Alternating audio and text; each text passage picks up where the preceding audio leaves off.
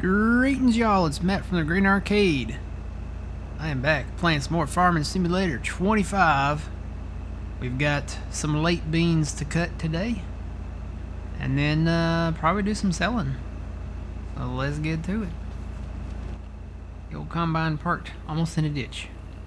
Very close. Don't hit the telephone pole. This is a very, very odd locale with the ditch and the runoffs and everything. Oh look, my lines are on. Cool. Let me turn those off.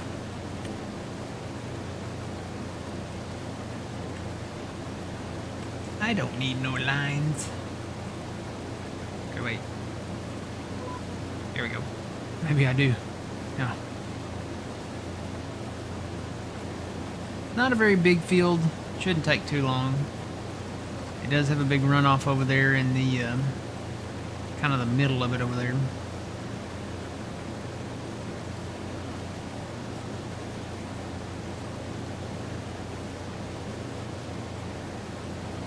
Good morning, Trent. Morning, Twitchy.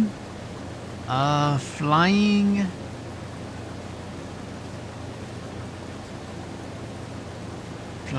Red Farm, maybe? Need to pull up my other screen so I can see it better.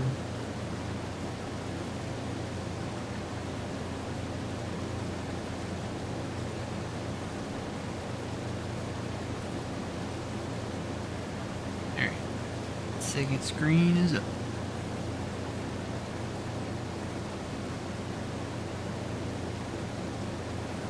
Morning, Fuzzy.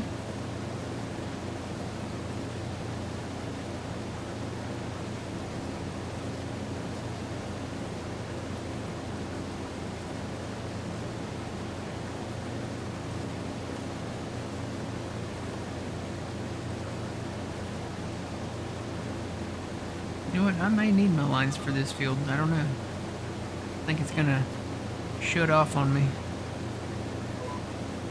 Let me turn them back on real quick. Just because these fields are kind of like weird.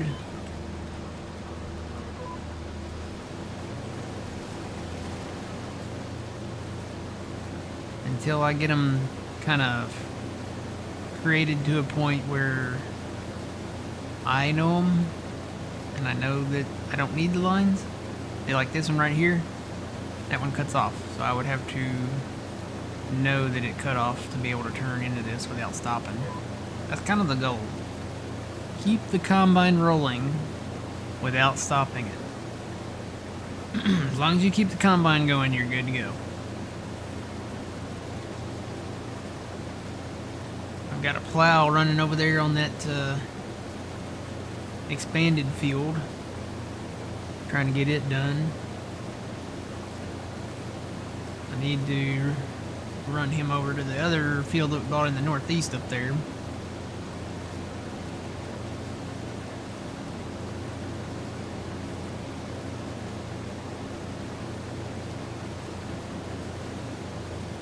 And this is a runoff that we need to fill in, hopefully at some point. A lot of this stuff, like the tree removals around this area and the filling in of the runoff here, that's all long term.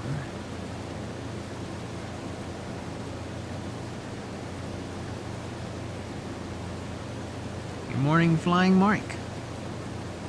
Flying Mike, say hello to Flying Red Farms.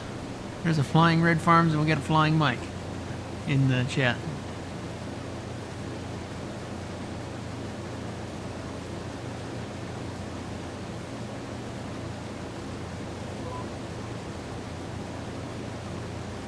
Do you have your lines set up with a set of combinations, or do you turn your lines on manually? My lines are on manually. I think I understand what you're saying.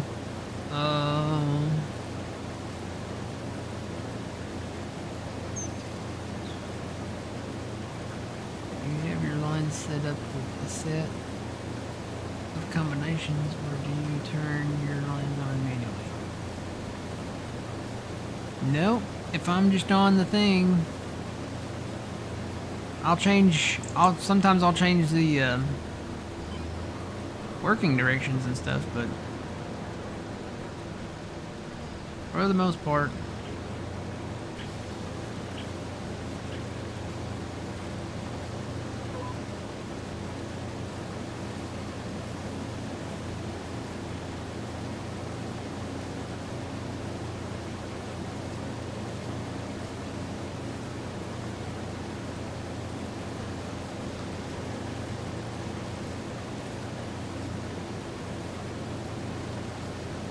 there's a lot of little fields here that are just separated by a few rows of trees, and at some point in the future,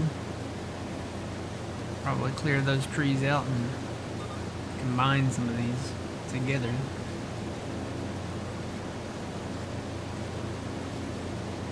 It's a process to merge the fields though, because there's so many trees, and you can't count them all. There's no way that you'd be able to count them all.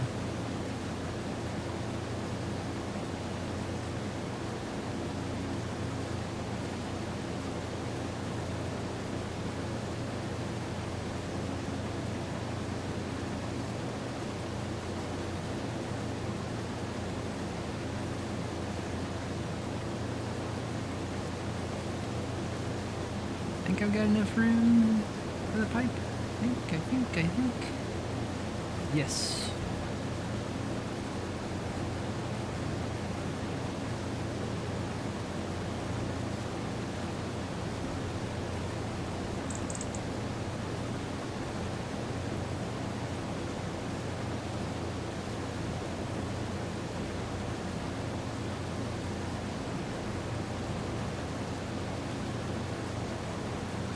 Our corn that we finished yesterday is drying.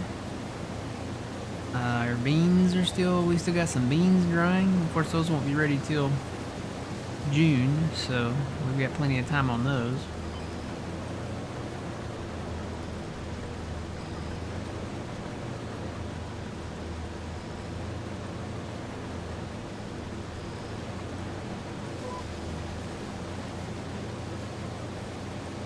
This is going to be a partial pass here. Let's go look at those real quick.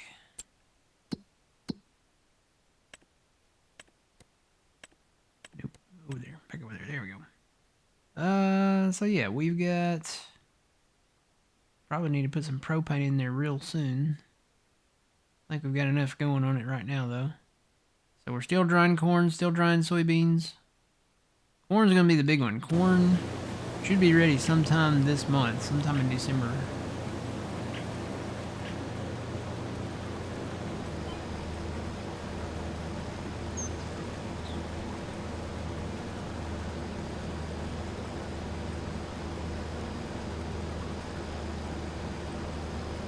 I get turned into that line there.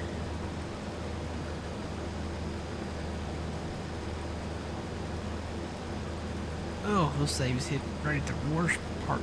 Right when I'm ready about to turn or do something important, those saves hit and it's just like freeze frame.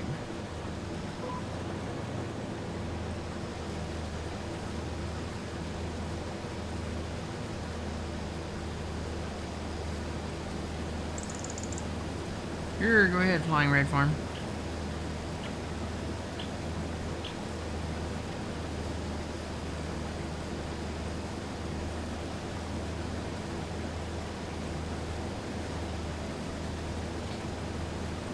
I also bought some new semi-trailers, so I have to go pick those up down there at the shop. I've got the trucks down there already, but there's nothing wrong with the end dump ones. The thing with them is they're really big, they're really tall, and really bulky. And I found one that is a single. It's like the Wilson. It's actually one that we've had before back in 22, I think. 19 or 22. I want to say it was 22 though.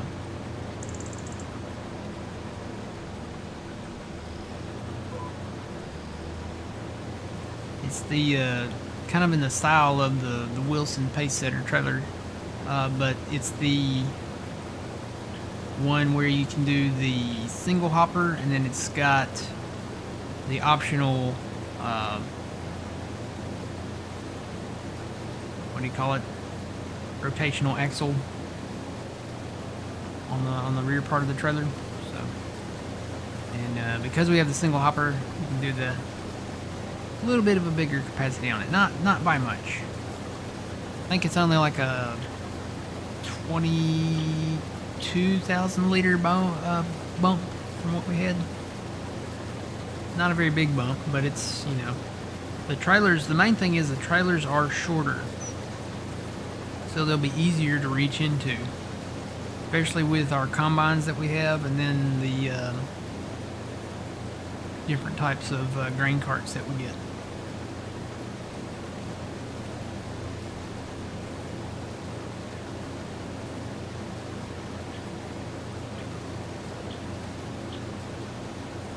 I'm like, what is that sound? I'm hearing a sound here IRL that I didn't know what it was. It must be somebody driving by with the radio on real loud or something. I still hear it.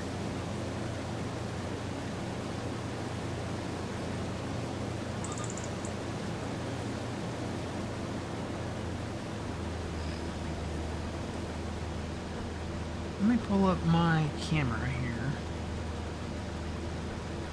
Wonder if maybe a neighbor is getting ready to take off or something.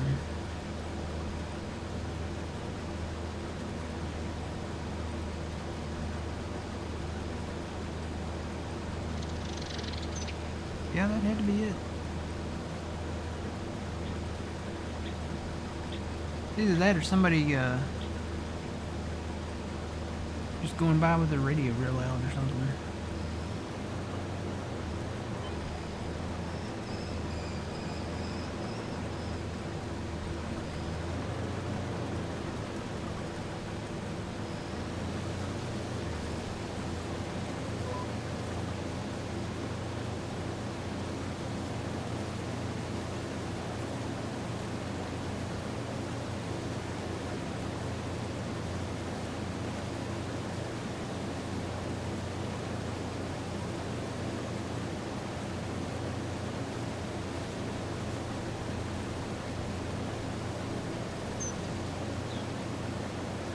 Oh, it almost sounds like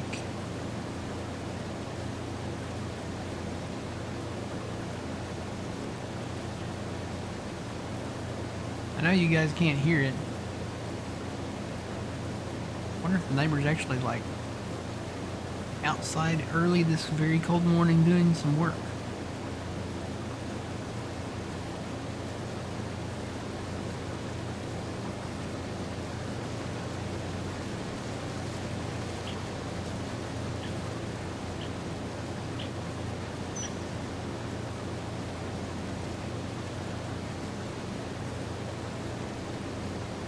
Turn my camera. No, it's not my neighbor. He's not outside.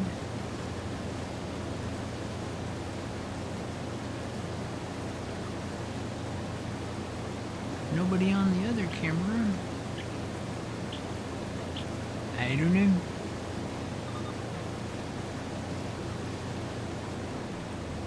Alright, let me pull my other window back up here again.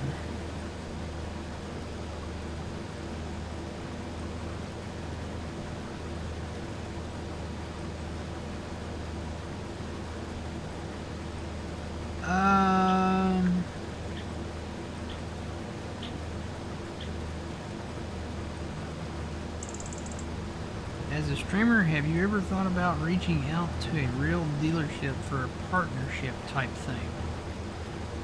No, not really.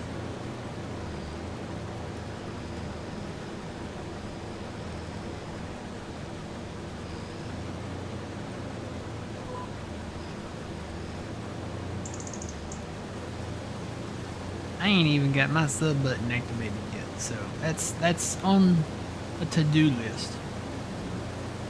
I gotta sit down and figure out how to do all that.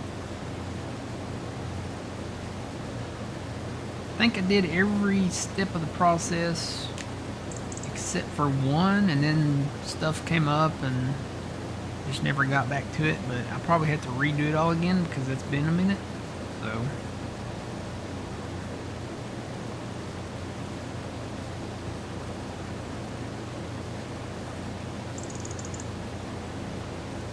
I have always said that if Domino's Pizza or Crush orange soda, Sunkist orange soda, Dr. Pepper, any of those guys wanted to come in and be like, I'd be on board for that, sure. Let's do it.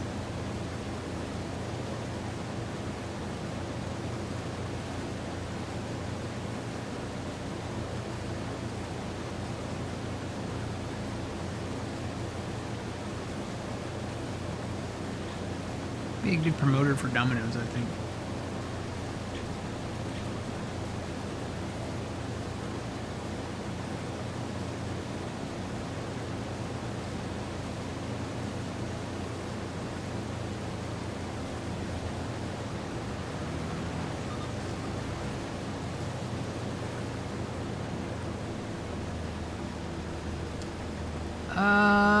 If they said yes, but they only sell 2 brands of tractors and you have to run those, would it change your mind? I mean, I wouldn't want any limitations, so yeah, it might. If I decide I want to run Deere, Case, New Holland, Kloss, Challenger, JCB, Fent,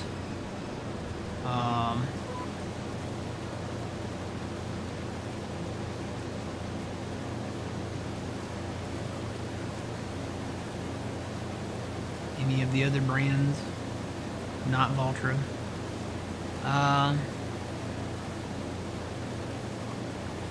Yeah, I'd still want the freedom to be able to run those, yeah. If I decided to.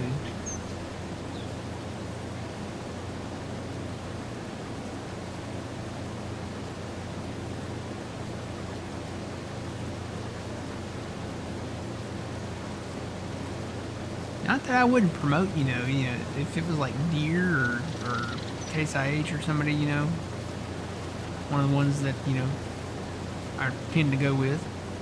Because it's, generally that's the more dominant brands here in America, especially in the deep south of America. So I would be more than happy to.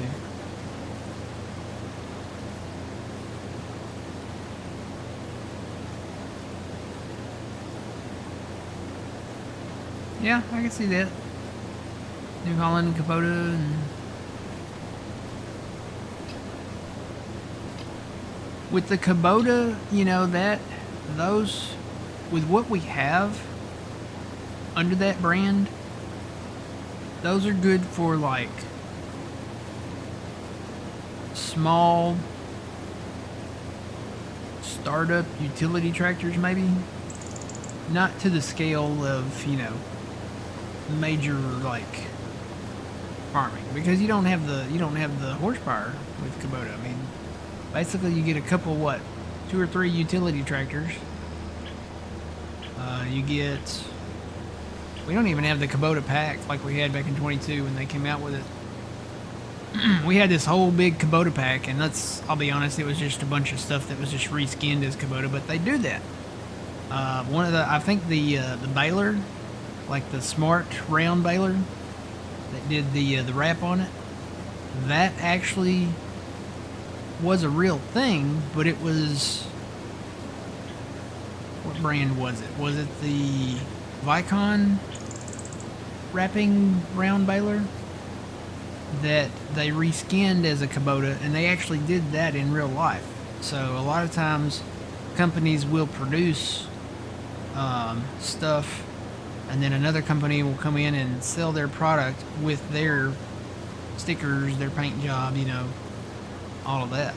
So, and it was literally the exact same thing. You like I went and found the model numbers for both brands, and you take a real life picture of it from one of their catalogs, it's the exact same baler. So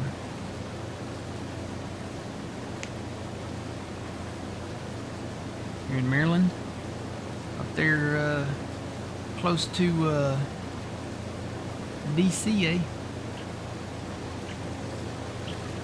Y'all see where the Doomsday plane was flying and made its first appearance in like 50 years? It landed out at LAX out in California.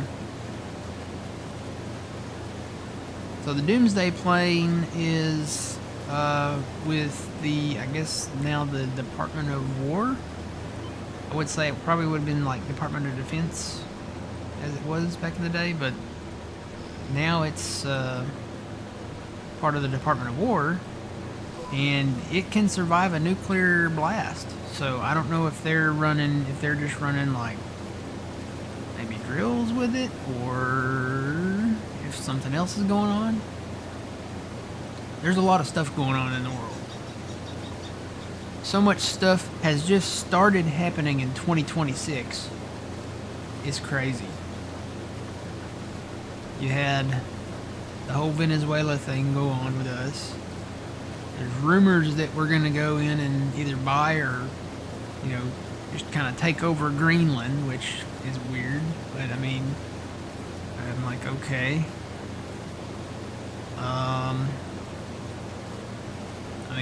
America, We kind of did the same thing with the Virgin Islands, though. What was it? The British Virgin Islands, I think. We kind of bought those back in the day.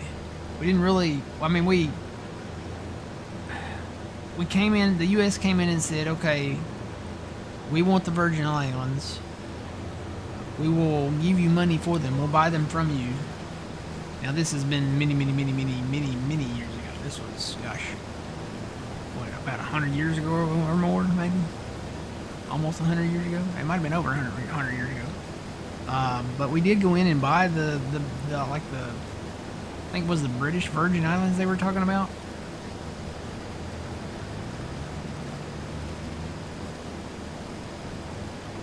About 2.5 hours from DC, okay.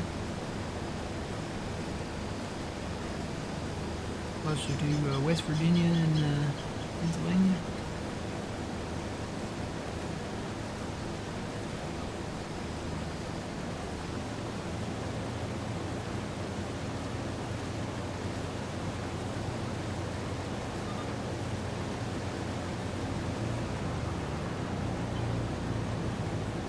Better put my pipe in.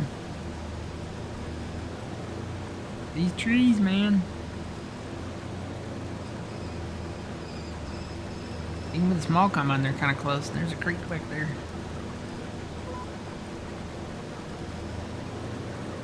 Have to work around that creek a little bit when we do our expansion of this area. So we'll probably leave the trees around the creek.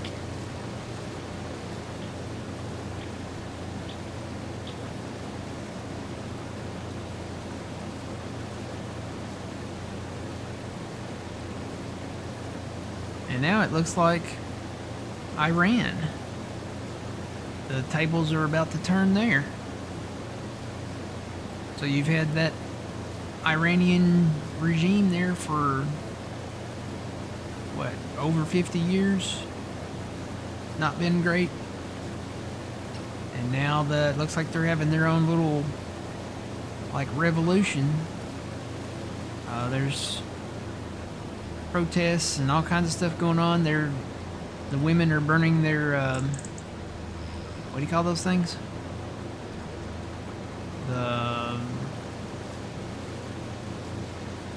What's that? Starts with a B. The facial coverings, the masks, the hood things that they wear to cover their heads and faces. They're burning those in the street. So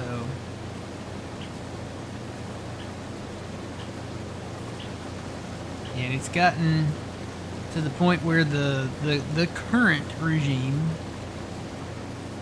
that's been there for over 50 years, They have turned off like the master switch, the master kill switch to the internet because they don't want the world seeing what's happening. So yeah, they basically turned all the internet off in Iran.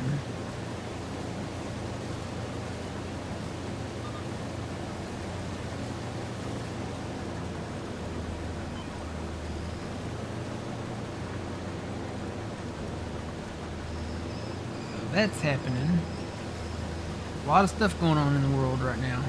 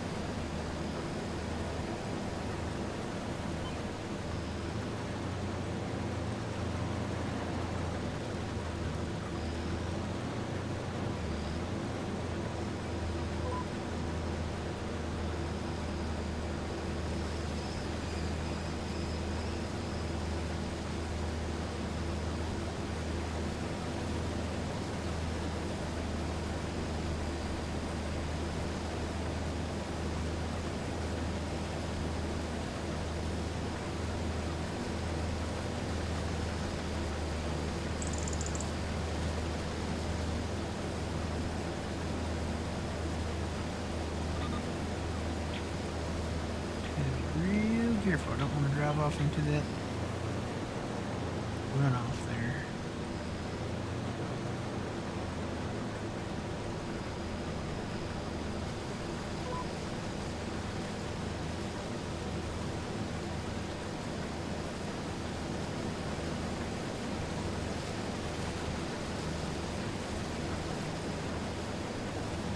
Did find out something else. The 7520 Case IH tractor, for some reason, the auto load trailer, you can pick up the bales. When you go to unload the bales, you can't move them off of the trailer. Thought that was weird.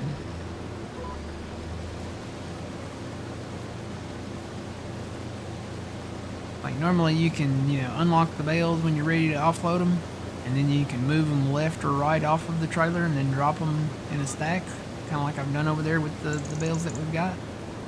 You can't do that for some reason. I don't know why. I hooked up the 7810 over there to it, and it did it just fine. So, guess we'll just keep that tractor over here and not use it on bale pickup. May have to make it a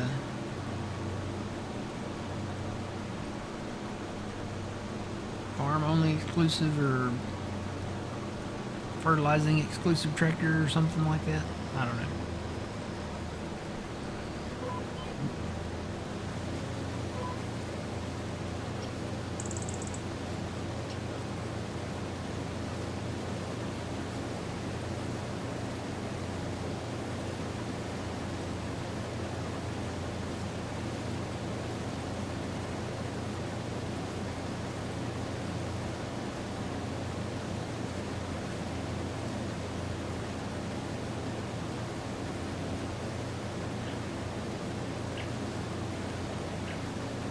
Unless the tractor itself has some type of control that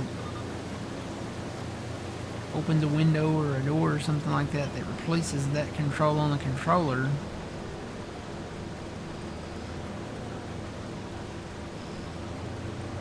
I mean, it's all modded, so.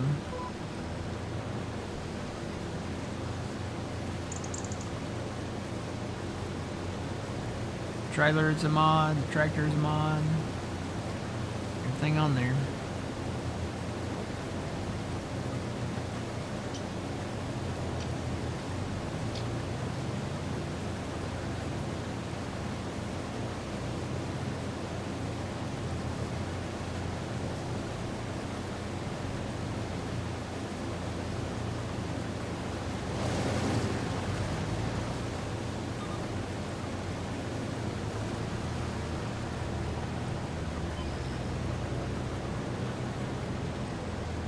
Yeah, they put these being, I'm trying to say beans.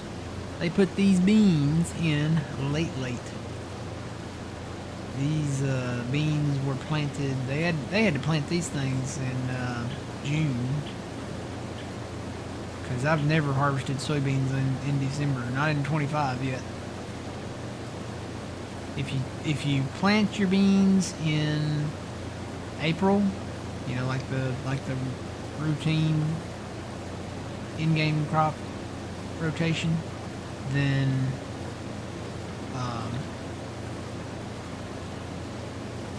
you'll be able to harvest them the first part of October.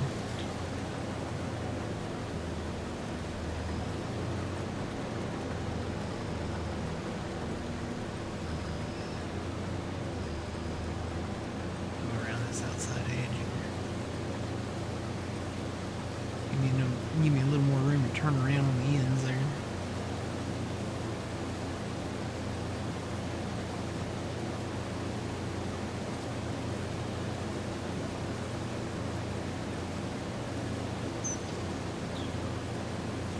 That trailer has it.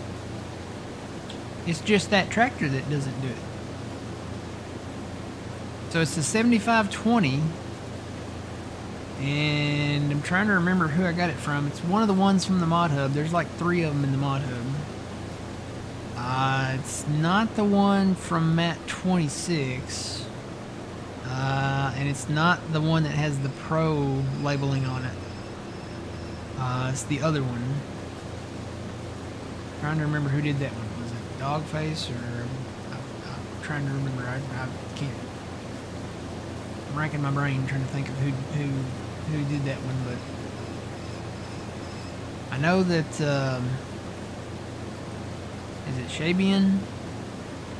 Was it Shabian that's working on the 8900? I'll probably replace the 7520 or just keep it as a fertilizing tractor and then maybe down the line get that 8900.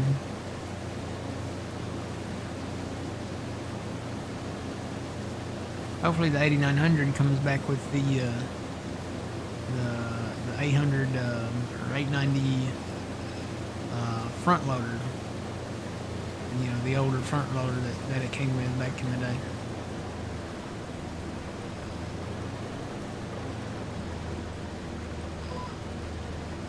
Yeah, no, that auto load trailer, it has, so it's basically like basic auto load functions, and then it has the part where, you know, they're locked on there right for the auto load part.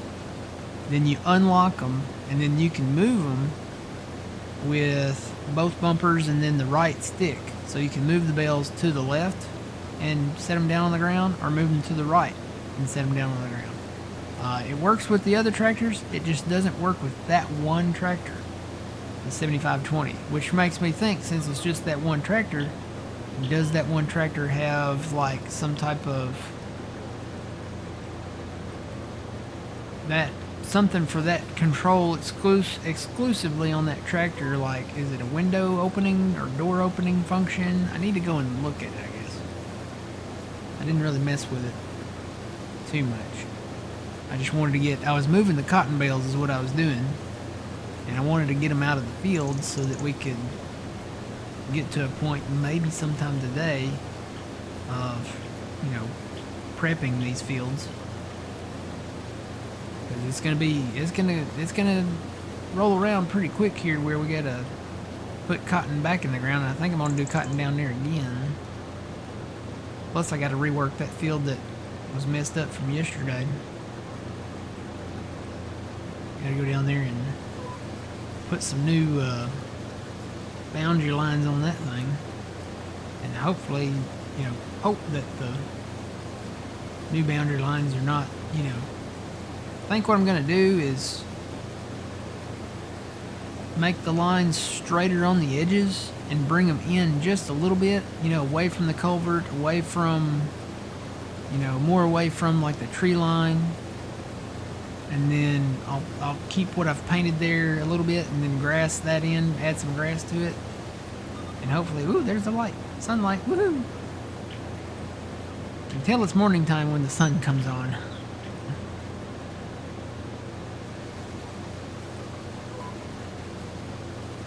Yeah, this field right here. So squared it off a little bit down there just to, I harvested the outside edges, got that done, and then squared it off so I could hire the worker out here in the center. So I'll probably go down there. I got to rework that and finish painting in a little bit down there, but I'll probably expand that back out to where it's maybe curved on the corners, but straight on the sides. Hopefully that'll fix the issue down there.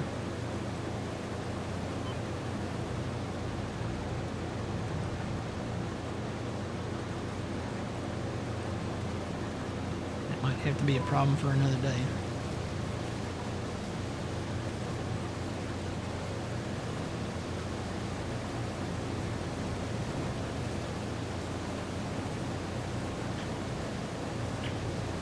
And I've got the plow running over there. He's supposed to still be running. Yep, he's running. He's got a little bit to get right there. Looks like he's going after it. And then that chunk out there in the center, and we'll have that field plowed out. Have to come in and fertilize it, and then I may have to cultivate that field and then plant it. Just so that it puts down that second stage of fert. Otherwise, I'm going to have to invest in a sprayer. Probably. Fertilize it again later, you know.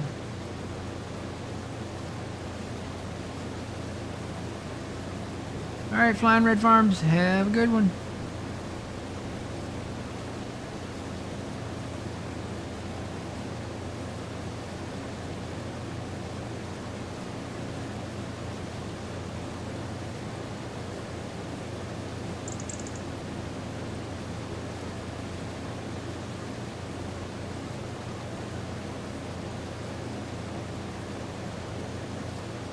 Hoping we'll make a little bit of money here to get some new land, maybe some equipment. I haven't even checked the sales this morning yet. Still have the end dump trailers that I could sell. Sales. Ooh. Oh, that's not the big one. I'm looking at that. That's not the big one. That's the smaller of the 6Rs. I may have to pass on that one.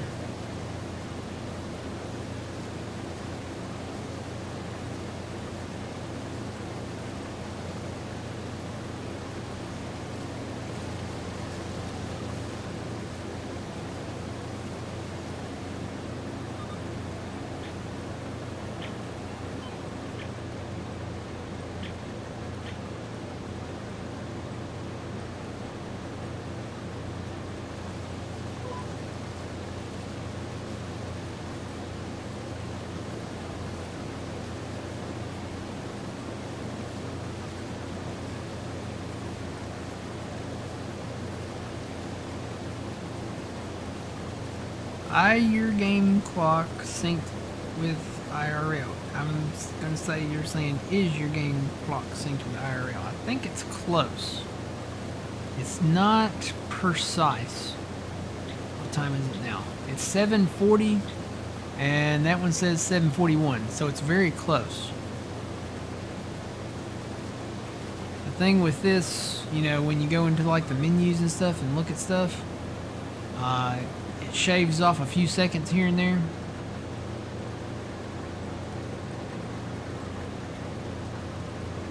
I try to keep it close. A lot of times when we sleep and stuff like that, you know, we go to like 8 o'clock in the morning. I try to keep it within, you know, kind of a 30-minute window. What is going on? What did I do? Was I already down? I was already down. Hang on. Here we go. I got that little patch back there, that's why. But yeah, I try to keep it close, so it's pretty close to IRL real time.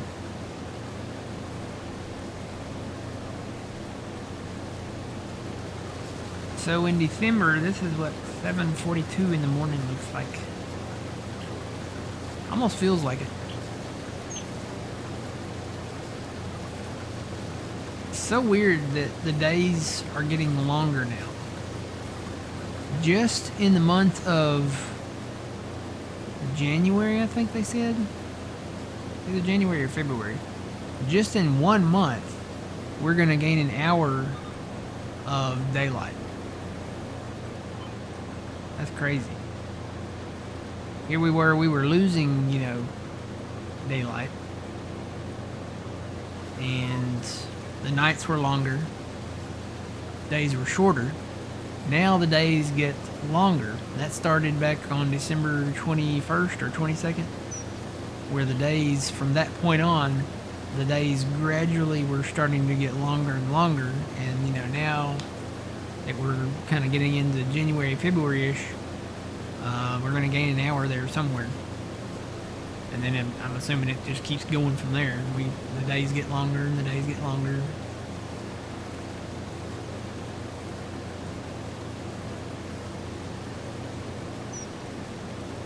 I remember the hours that I used to work at work. I would go in at 7 a.m.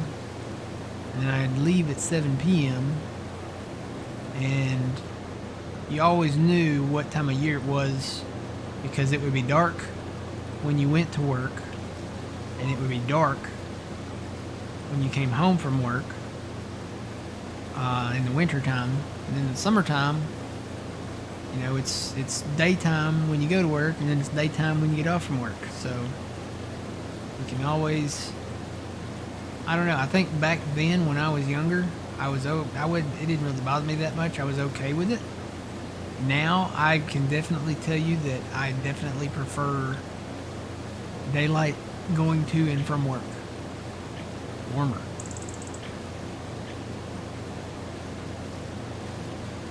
And it's daylight. So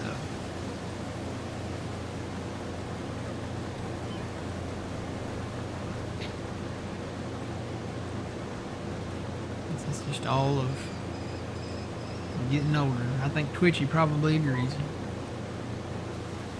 Love the warmer months now more than I do the colder months. I think I like the just right months. Spring, fall. There's a few summer, you know, times that I'm still not very crazy about. Because when you have 110 degree weather and 100% humidity and mosquitoes, and there's things about summer that I still don't like.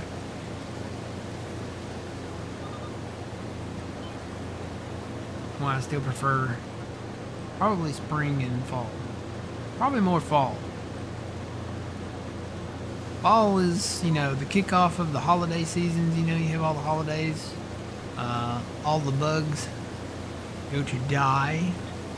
Whatever that process is, they just, you know, they typically disappear in the fall. Springtime is kind of the opposite. Springtime, you have more bugs coming out. It does get a little warmer. I know there's trade-offs. With the fall, you have the beautifulness of all the fall foliage. You know, all the different colors that the leaves make when they change colors and stuff. And in the springtime, you have all the different colors of the flowers. You know, just look at the flowers, Lizzie. Just look at the flowers. What's that from, guys? Cool points if you know. A lot of you should. Just look at the flowers. Just look at the flowers, Lizzie.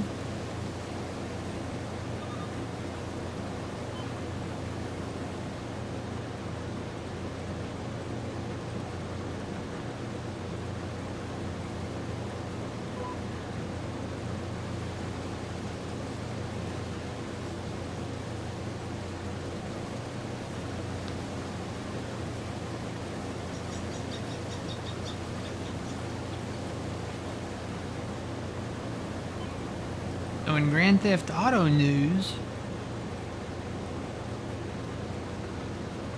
Terminator? No, not Terminator. Not from the Terminator.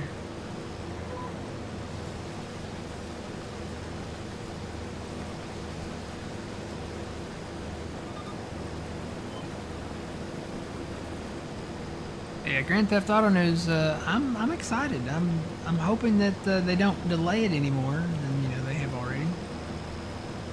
But it sounds really cool, and some of it sounds like it sounds cool, but it's like, how is it gonna work? Because they're gonna make it more realistic. Your injuries last longer. Your life choices have more of a real, like a real life effect. So like you could end up wearing an ankle bracelet or something like that and be under house arrest or something, stuff like that. But the other stuff is pretty cool, I've got to say.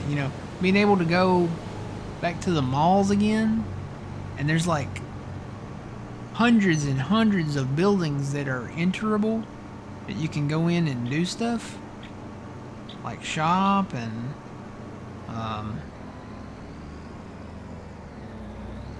maybe eat.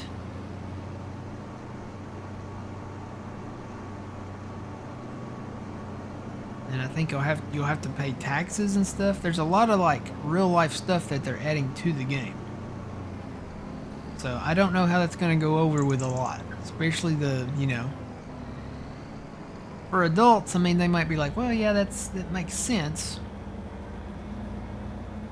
And I was like, well, how are the kids going to feel about this? Well, apparently they're going to enforce that too. So the game rating that they have with it, they're going to enforce that too. So you got to be able to prove that you are, I guess, of 18 years of age then. So, all right, let's go get our trucks. So here's our trucks. Here's our new trailers. These are the Lizard. Don't get me a line. Hang on. Let me go look them up in the shop. Lizard something. We've used these before. We had these back in 22. That one right there. It's the Lizard underbelly. Basically, you can turn this rear axle on to where it will rotate around in the back. You can do dual hoppers. You can do single hoppers. You can change, the stuff on it. It's got a lot of stuff to it. These are just a lower profile than the underbelly trailers that we have. There's the or not underbellies, the end dumps that we have. They are much lower profile, and we get a little bump in capacity. Not much, just a wee little bit. So the big one that we've got up here, the capacity on that one, is that the big one? I think it goes, the one that we've got, it has the walls that go up on top, and it goes up to 90, I want to say 98,000. And this one does 120. So traded off the dual hopper bottoms on those for the singles. So that's that. Alright, I'm gonna drive this red one back to the farm. And each truck has its own designated trailer too. Color designation. So you got the red one, right? This is the Case IH red. Although that trailer doesn't really match the truck. I tried changing the color of the truck and I couldn't really get them to match up too well. Black is black. White is white. So I've got the white trailer with that one. And then I've got, this is the Patriot. That's what I'm going to call it. So we've got the America truck. And then got the red, white, and blue trailer with it. Yeah, I couldn't get the colors to really match up on this one. For some reason, the Case IH red, it looks more, it kept defaulting back to like the Fent red. So I don't know what that's all about. But you can put the covers on these. And again, we've got a little bit of boost of the capacity. You can put beacons on them too, but the beacons, they're stuck on there sideways. And you can do 2 in the front and 2 in the back. I didn't know how I felt about that, so I just left them off. The trucks don't have beacons on them, so I was like, yeah, I'll just leave them off.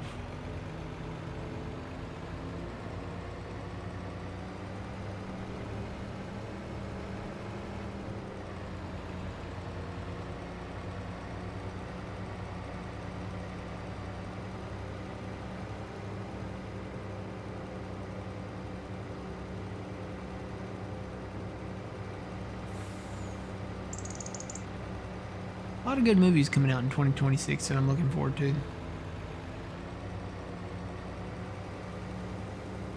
You got Michael, that's about Michael Jackson. You've got Jimmy, that's about Jimmy Stewart. A lot of biopics. You've got another towards the end of 26, you've got another Avengers movie coming out. Thought they were done, kind of, over with those, but maybe not. You've got another Mario Brothers movie coming. I'm pretty sure that one's coming in 26, but don't quote me on that one. Like Supergirl's coming out in 26. That ought to be good.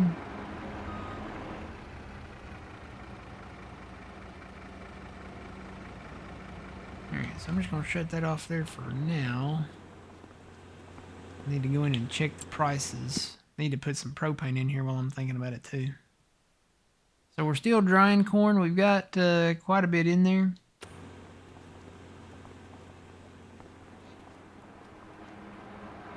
I'll look and see.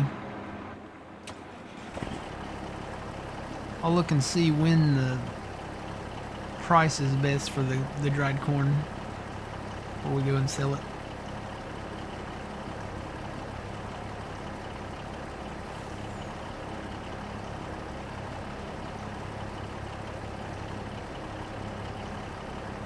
Yeah, see, that'll probably be me eventually, Twitchy, if I make it that far. When I retire, I probably won't leave the house as much. My dad retired, and he used to leave the house every day. He would literally, go somewhere every day. He'd drive somewhere, and now he might get out once a week or once every 2 weeks. He'll get all the stuff that he needs, and then he goes home, and he would rather be sitting in his chair. It sounds like me now, so.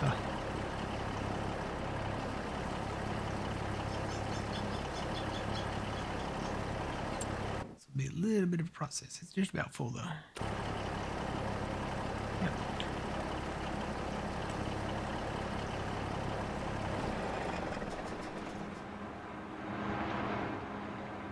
Alright. That's still got that sound.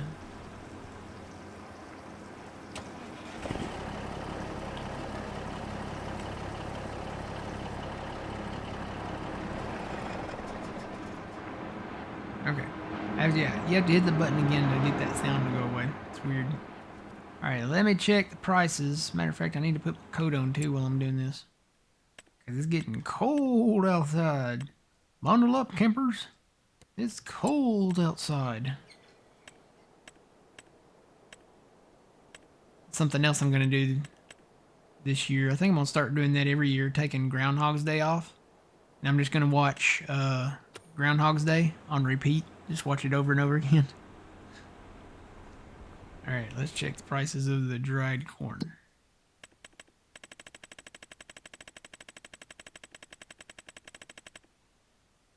Dried corn. Yeah, see it. You can't see it now. I want to say it was the second day of December, but now it's got only the peak up there in June. So I think 11.80 was the price that I saw, if I remember right. So we might just have to set a rule. We can sell it in the winter and maybe the summer, but maybe as long as it's over 1100. So right now it's not there. We'll go another day and sleep a little bit and see if we can get there. Hey, Grandpa.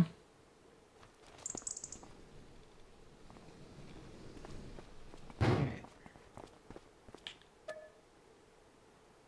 Let's go. What time is it? Yeah, see, it's 7:57 right now, so I'm just going to go ahead and go to 8 o'clock. Oh, well, I need to do it one more time. Hang on. We went to 8 this morning. I need to go to 8 next morning.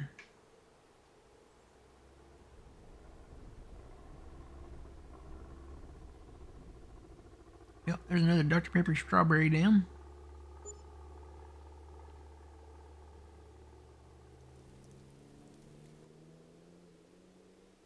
Morning, Adam. It's going good.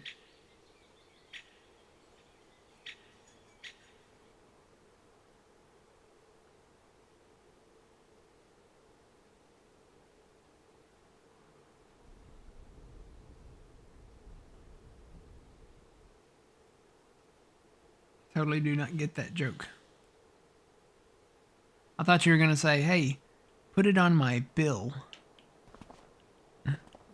That's a running joke. Let's see. Let's check sales. Still the same stuff. That header was just up there on sale. I guess nobody bought it, so maybe they marked it down some more or something. I don't know. Check the price again. So we do have a little bit of a peak there. It's not 1100 though. Says it's going up. I may do some fast time in here just to see if the price goes up.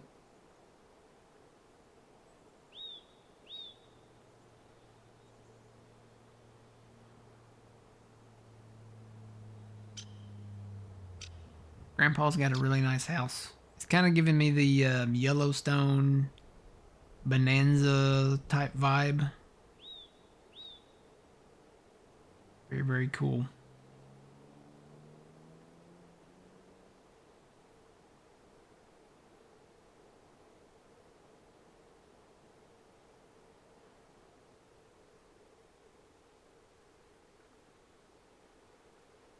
Wish Elk Mountain modding would come back. He had some great stuff back in the day.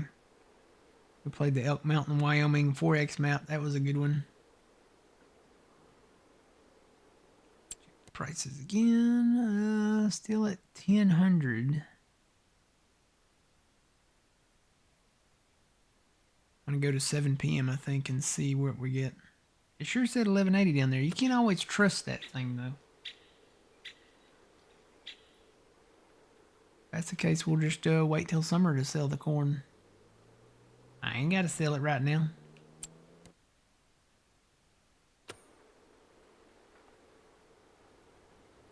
Supply and demand. If they want their corn, they need to pay for it. We'll sell some silage. I guess we can sell those silage bales. And then eventually it'll be time to sell the cotton in February. 3 o'clock.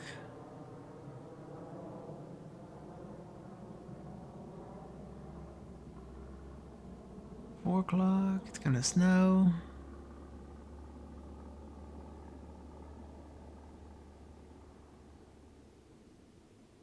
Stop it at 5. It's dark very quickly.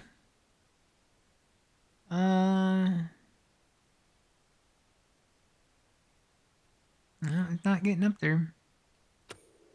I go to 7. It's not there by 7. We'll just go into the next day, and if it goes, back down again, we'll just hang on to it.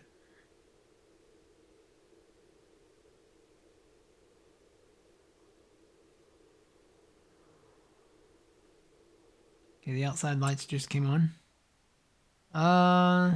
Yeah, no, that's 1100. So I'm gonna sleep and go to 8 o'clock in the morning, and we'll see where that's at.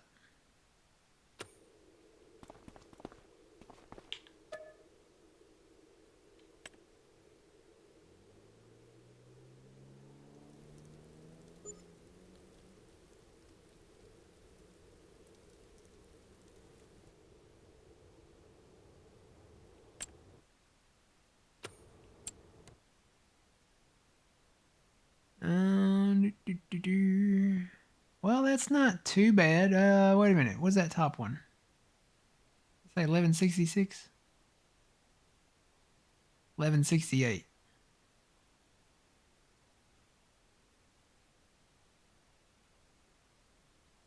Guess we could sell some of it at 1168. We still got some processing too.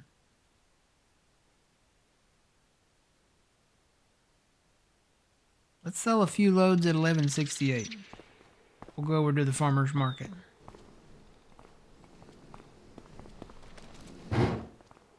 Oh, Fuzzy's talking to Grandpa.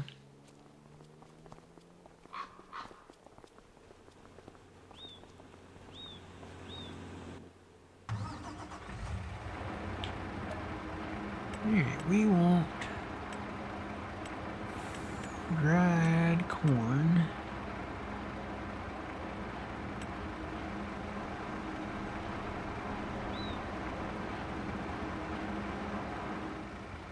The one good thing about this single hopper... Whoa. Snow just came through. One good thing about this single hopper is you don't have to swap between the dual hoppers. You'll just be able to pull up to the sell point and just automatically hit that trigger and dump. I like that up there in the top left, where you can see your implements that you're hooked up to.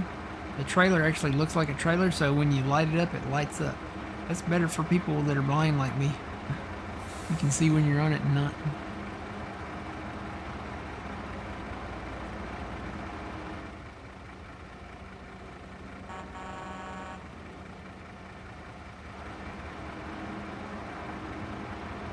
And I'm full.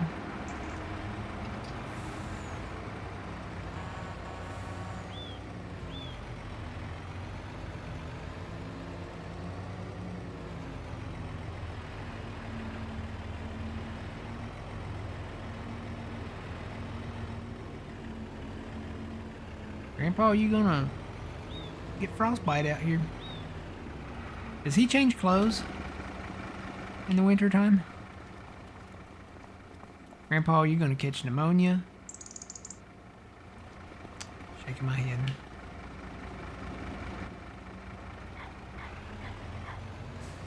Well, you can't even see the road. Is there actually snow on the highway? You know what? There's actually snow on the highway here. We may have to invest in some snow removal equipment. Because it might get a little slippery. Yeah, these roads are covered.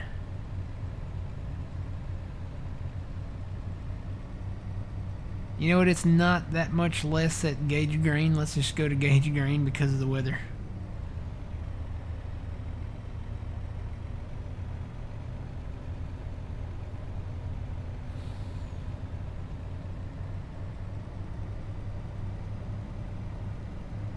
I think the better time to sell it probably will be in the summertime, though.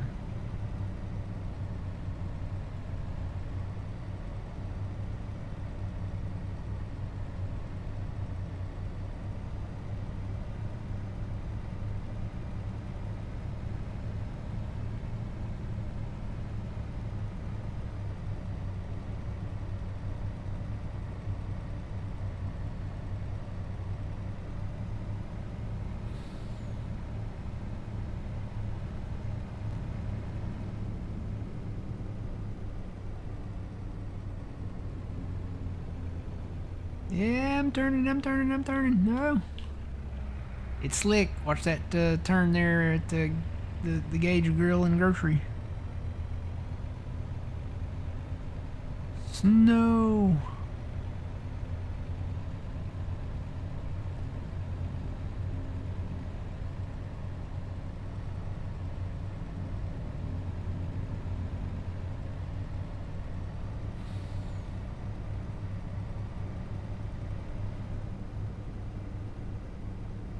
Yeah, this is where we're gonna go, right up in here. Whoa, snow. Oh, uh-huh. Yeah, watch that. Watch coming into the sell point too. I slid. There might be some black ice right there.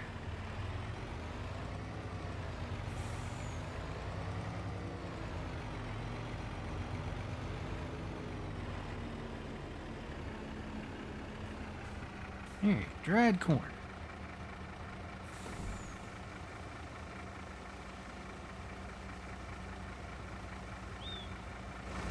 How much are we gonna get per load here?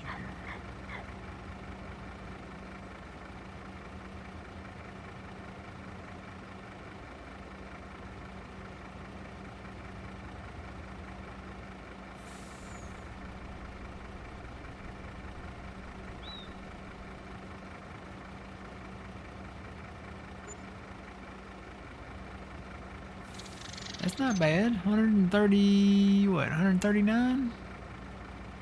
Almost 140.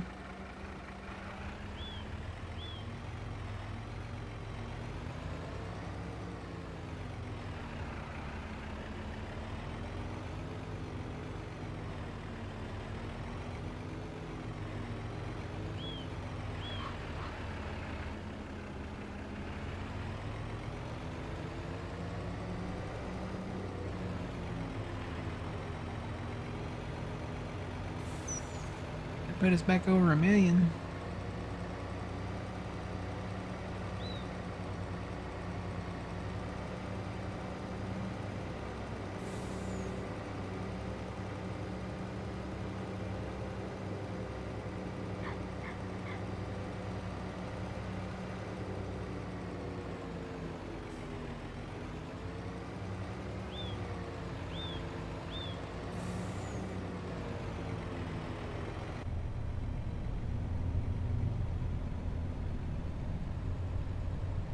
I want to sing Christmas songs because of the snow on the ground, but Christmas is over. We need some. What are the right songs to sing this time of year? There's not really any. I think we go back to our regularly scheduled programming. Oh God, oh no, oh boy, oh boy, oh boy. Back to our regularly scheduled programming, yeah, so we can go back to our regular classic rock music. December's all about the Christmas music. Well, November kind of in December a little bit.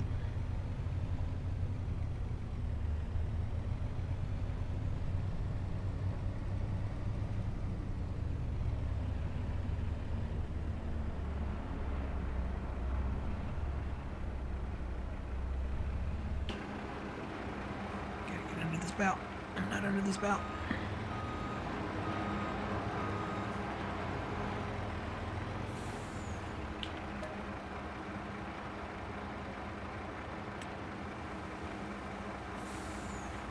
It will take at least a couple more loads. How much we got in there? 120, 120, that'd be 240.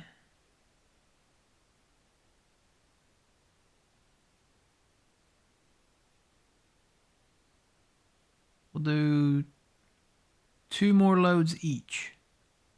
And then whatever's processing in there, we'll save that for summertime. How about that? Are we low on propane again? Well, we did sleep a couple of days, didn't we?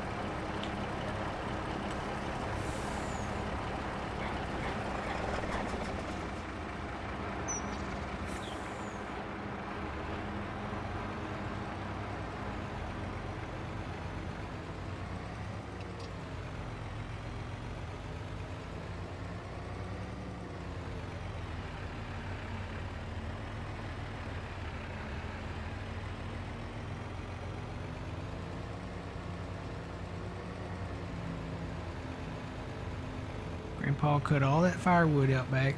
He could be sitting in there by his little wood stove. But no, he's out here standing in the farmyard. Oh no. He's out here standing in the farmyard.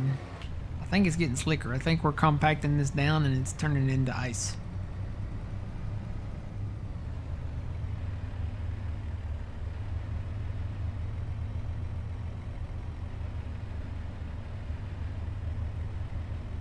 May have to invest in a little tractor and a snowblower.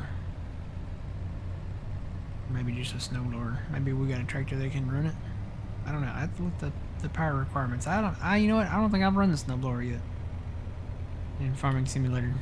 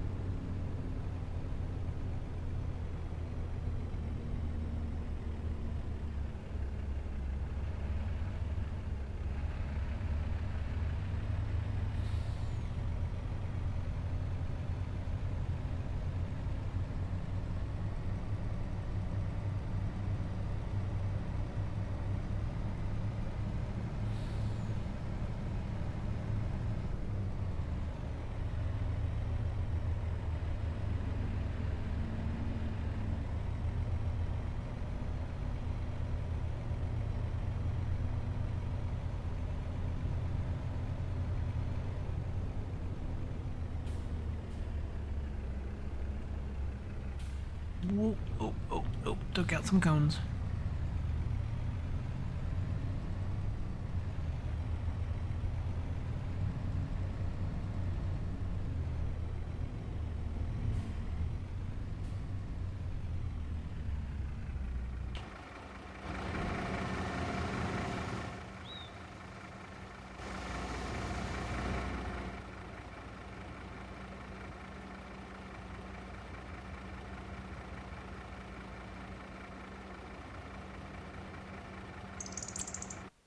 Wonder what the price for silage is. It doesn't really matter on silage. Silage is one of those that it doesn't fluctuate that much. Let's see. Silage back up.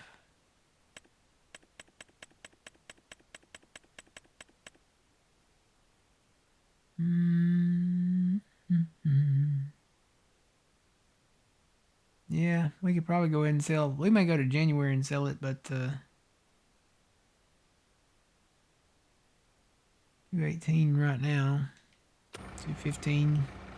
Again, it doesn't really fluctuate that much. It'll range between 215, 225. I think average is like 220. So silage is one of those things where it's just like just sell it. Not the price to really wait for $10 higher on it or anything. Just take your marshmallows and sell them.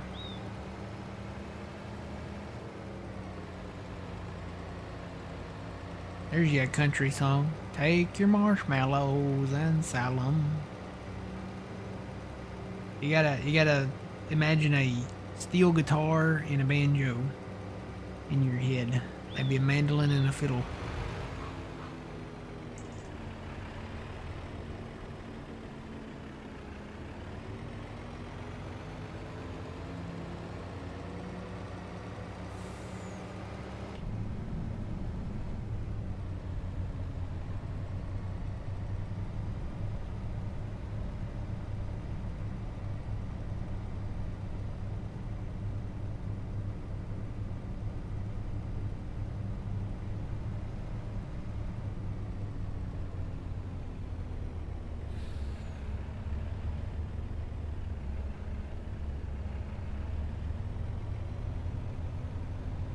I'm learning. Slow down in the curves so you don't end up in the ditch.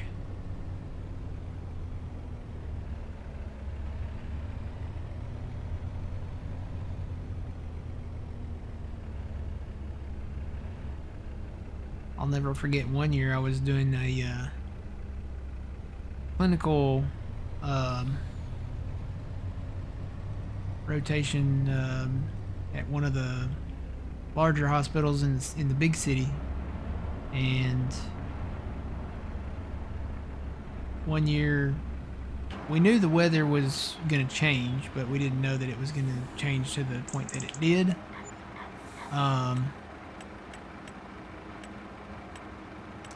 Dried corn, dried corn, dried corn. So we're at this hospital, and it's me and this other girl. We're in the same class, and they get a phone call in the department there, and the tech was like, okay, yep, we got it. And she turns to us and says, both of you, that was your instructor? Your orders are to get home now.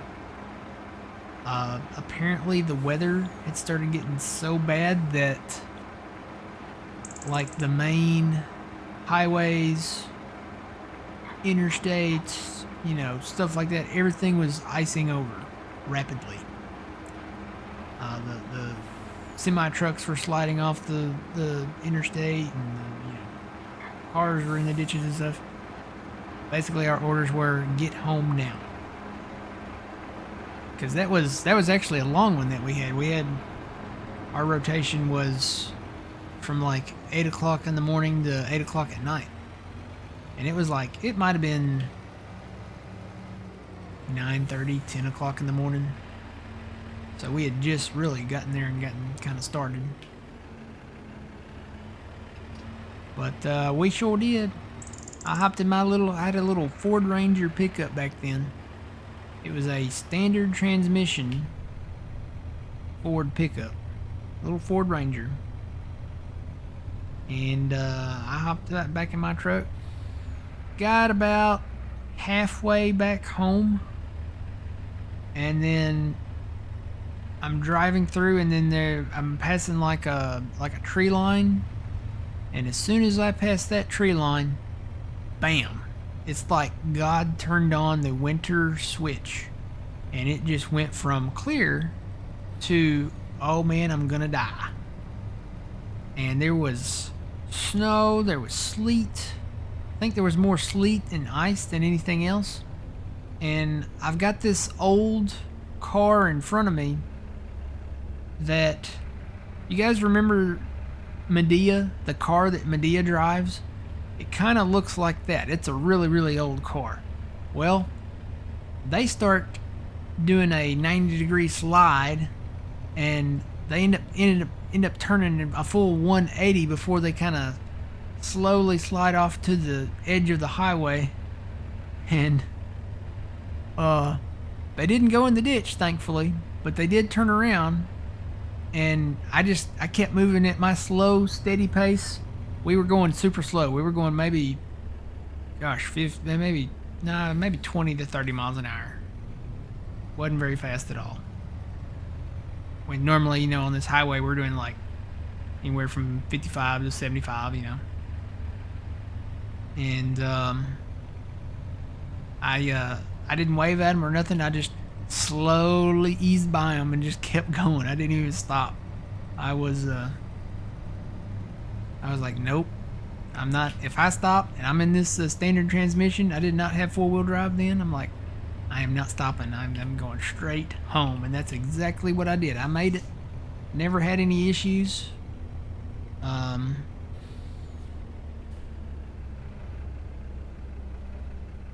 yeah, and now I have a four-wheel drive, which I know on ice it doesn't matter, but snow, at least with the four-wheel drive, I can pretty much get there and get back.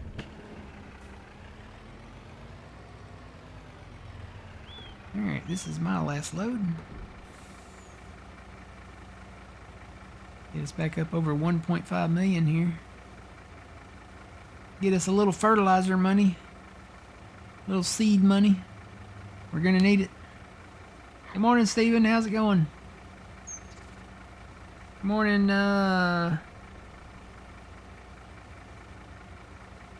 FICO style. Yep, good morning. Welcome in. Alright. Pull out of here, and then we're probably going to go into January to sell, maybe see if the snow clears up any, and then sell that silage. And when we get to February, we can hopefully sell the cotton. We've got some cotton sitting down there.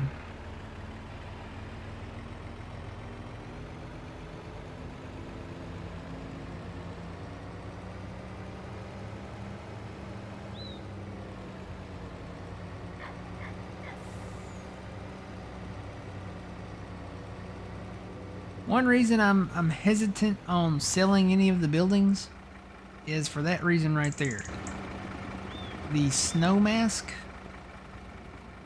stays gone even after you sell the building. So it did it back there and it did it right there too. Why I'm kind of hesitant on selling any of the buildings and stuff. It won't matter if you turn it into field, because it doesn't matter if it snows there or not. By the time you get ready to work the field, you're probably not going to have snow there anyway. So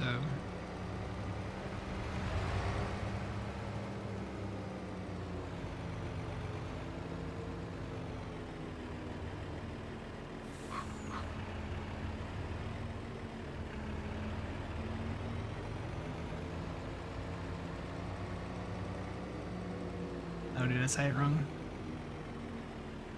FICO style, okay. FICO.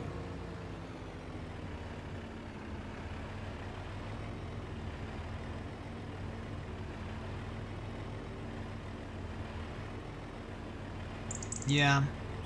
Having to shift gears and stuff like that too.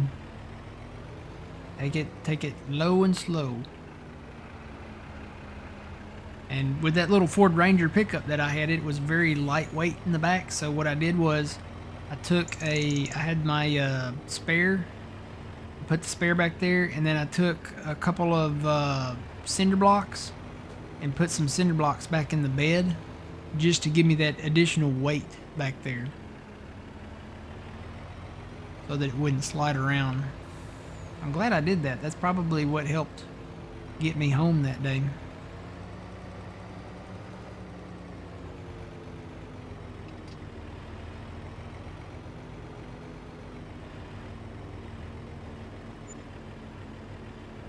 I remember when the Realismus modding first came out with the seasons and we had the snow would actually fill up if you didn't put your cover on, the snow would actually fill up your tippers and your trailers like this. It doesn't do that anymore. Because, you know, Seasons is all giants now. Alright, I'm just going to park this right here. Wait for Fuzzy to get back. Go in and warm my footsies up.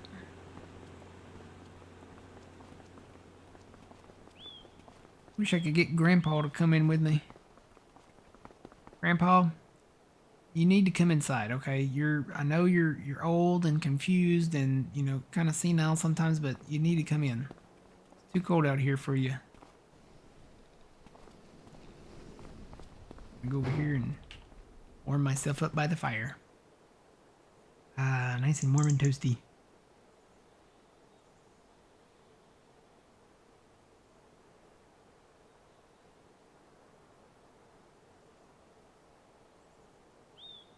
You let the snow collect in the bed for weight? That's not a bad idea. We don't get a lot of that snow here in the deep south, but that's not a bad idea. My problem is now that, you know, it's not really a problem. I consider it a huge blessing that I have a garage now that I can park my truck in, so I don't have to worry about, you know, having to scrape ice off the windshield or, you know, spray de-icer on it or, you know, warming it up or anything like that. Usually it's, when I'm ready to go, it's ready to go. Only thing I really have to worry about is like the door. Maybe if the ice or the sleet or the snow gets too deep, trying to get the door open. The garage door. Alright, let's see. Nothing on sale.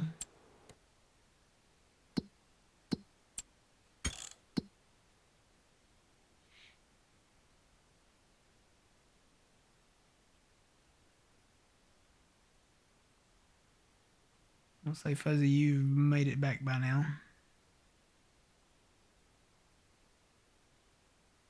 Yep, you're out there. Okay. So let's go to 8 o'clock the next day. Get into January here.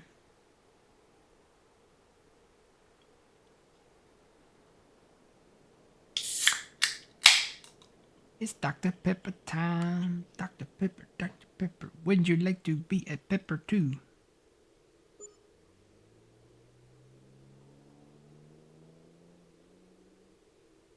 Been wanting to try a hot Dr. Pepper. I've seen people do that.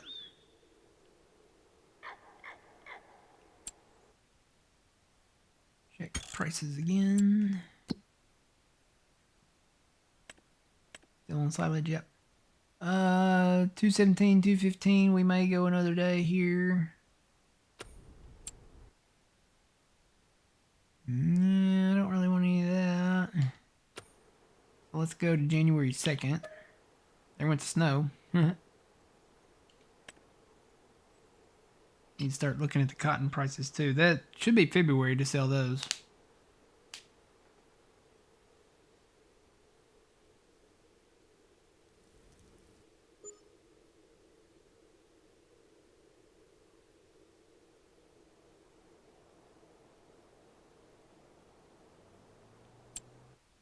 Like there's more snow in the forecast. Oh look, there's one of our Demco carts on sale.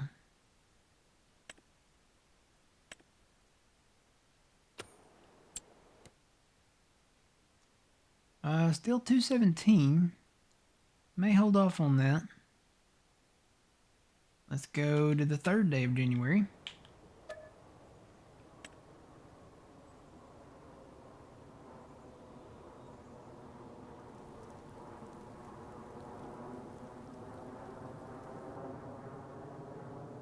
I hear a jet flying over.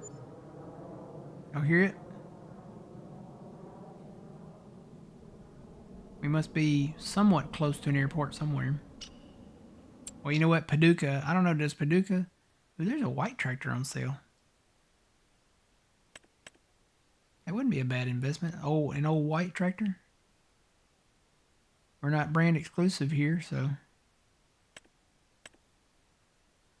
That ain't bad. 68% off, too.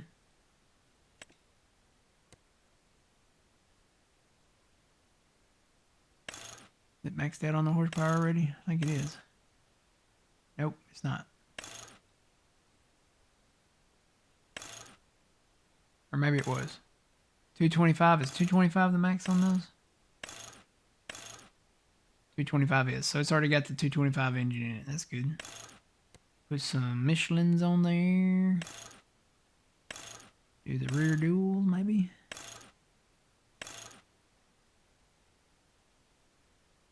Yep. Definitely probably we want the row crop duals.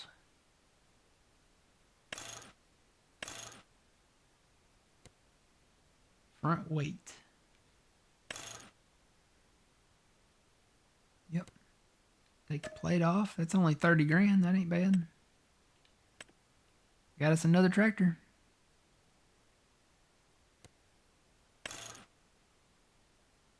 You can't do anything else besides that, right? Yep, just the front weight. Okay.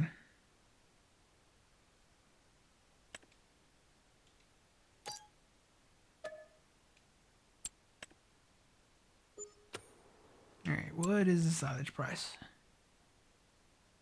Still sitting pretty at 217. I think we'll wait.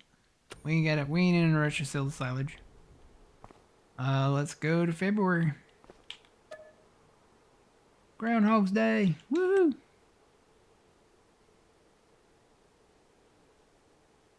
kind of funny because Groundhog's Day, the movie, was not actually filmed in Puxatawny. I'm trying to remember where it was filmed at. I want to say it was filmed maybe somewhere in Illinois or something like that.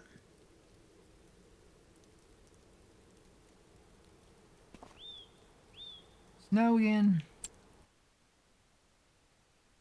Yeah, nothing really great on sale. It is February now, so let's check the cotton price. Silage is still kind of sitting there. Go all the way back up to the top up here.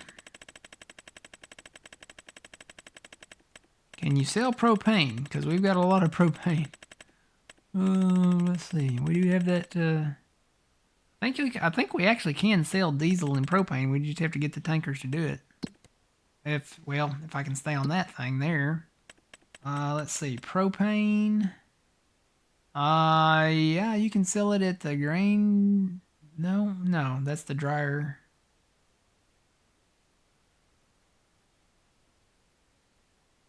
You can sell it at Gage Grain. Or no, you can buy it at Gage Grain. Never mind. So you can't really sell the propane anywhere. There's no. I bet if we put like one of those other sell points in, we might be able to sell propane. What about diesel? Diesel.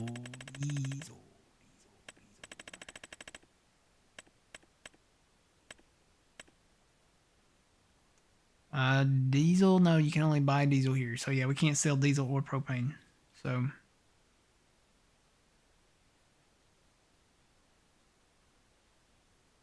was it Woodstock, Illinois? I've always wanted to go there.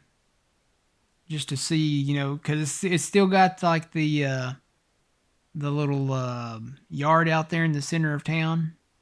I've always wanted to live somewhere like that where you have like a little square, kind of like Back to the Future. They had the courthouse square there in the center, and then you had all the little shops sitting around the center part. So the gazebo and all that stuff is still there. That's right. I sell propane and propane accessories. Maybe in the future. I'll look and see if in the future if there's any of those wholesale sale point places. I don't think any of the in-game stuff would work. Alright, let's go look at the cotton prices. Because we got cotton to sell. Cotton. Yeah, it's getting up there. It looks like most of the time, if you're on 3 days for us, we usually do 3-day months. It usually looks like the second day in the month. That says peak price 24.05. That's got 24.38 at farmers market. That ain't bad. I think we'll go to the second day and see what it is. So 24.38.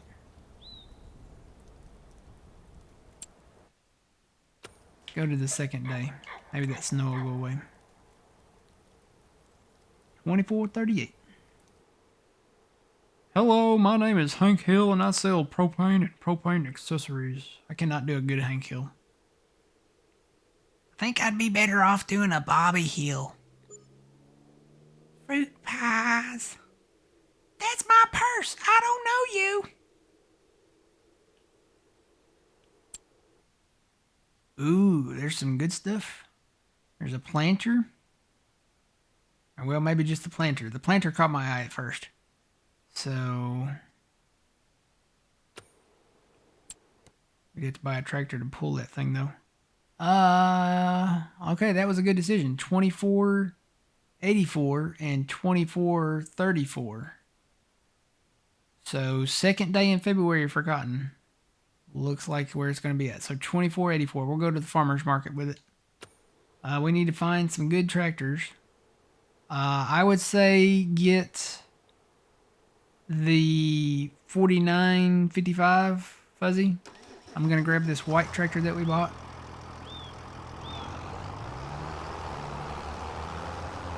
Oh, here comes the snow. Oh, God. What I need to do is probably replace these trailers with that gooseneck truck. That way we don't have to pull these with tractors. I hate putting that truck in the field, though. Do I have any? I don't have any.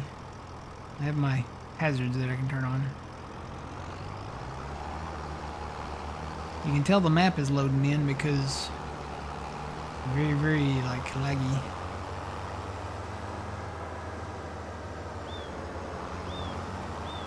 I'm going to take this down here and pick up one of these trailers. I think I've got one parked right over here. Hey, what, Fuzzy? I'll leave this trailer for you if you want this one. I changed it up. This is the one that had the box on it. I just made it a bale trailer. This is the deer one, so green and yellow. Right down here across from the where the cotton field starts at. I'll go down and grab this other one that the 7810 is on.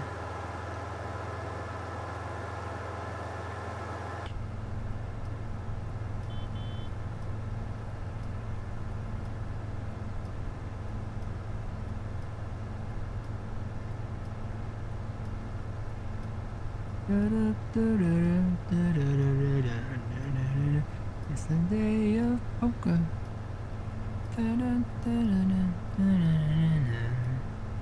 Oh God, there goes the snow. Wow, the snow came and then it went. Like there was instant snow when I came out of the shop. It just like appeared on the ground. And then just as soon as it appeared, it also disappeared. Sounds like a Christmas poem or something. Just as soon as he appears, he disappeared. It's kind of like Frosty. Frosty the Snowman. Nope, Matt. No, Matt. That time's over. That time of year is over. It's sad.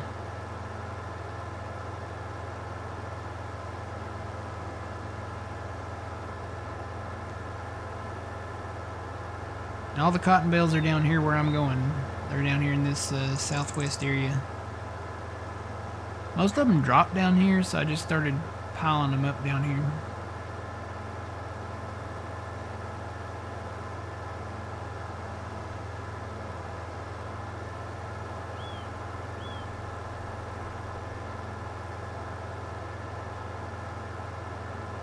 I think I may redo this field too. Try to straighten it up a little bit. They never had any issues, but it'd be nice to have it straighter. Just on the edges and stuff. I have got to bring a new battery for this tractor down here. The battery died on it, so I left it down here, and I gotta go pick up a new battery, and been sitting out here all winter. Probably gonna need a flush of the fuel system now.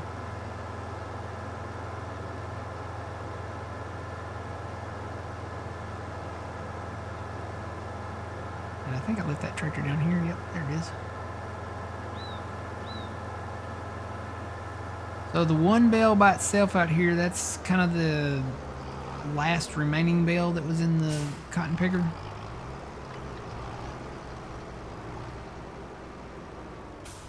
Alright, we'll take the 7810 off of here.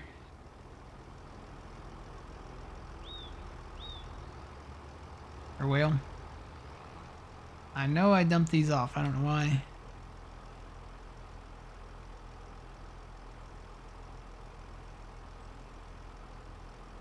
That's one thing, Jeff, with this one, you can move them left or right of this.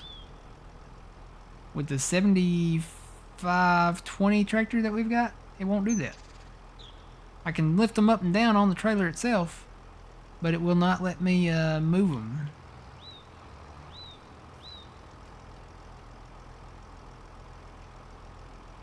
Like I can't move them left or right.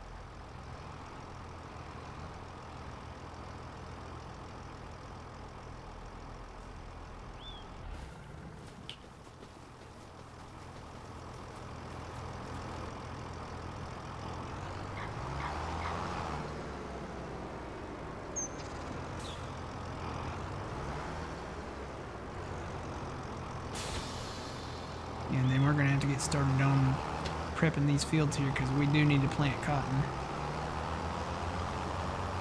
Oh, I guess, you know what? It might help if I actually grab some cotton and take down there before I leave.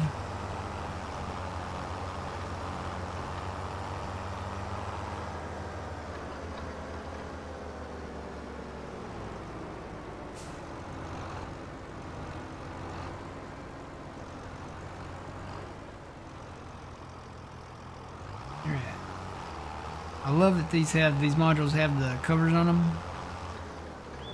I think Giants would have done that. But nope, this is a mod. This is available in the mod hub. You can get this case cotton picker, and it adds these wraps on the bales.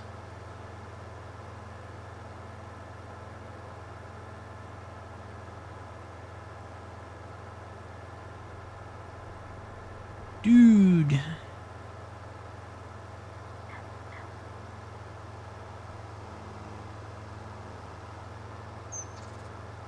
So this is the equivalent of 4 of the deer bales. And I think you can actually carry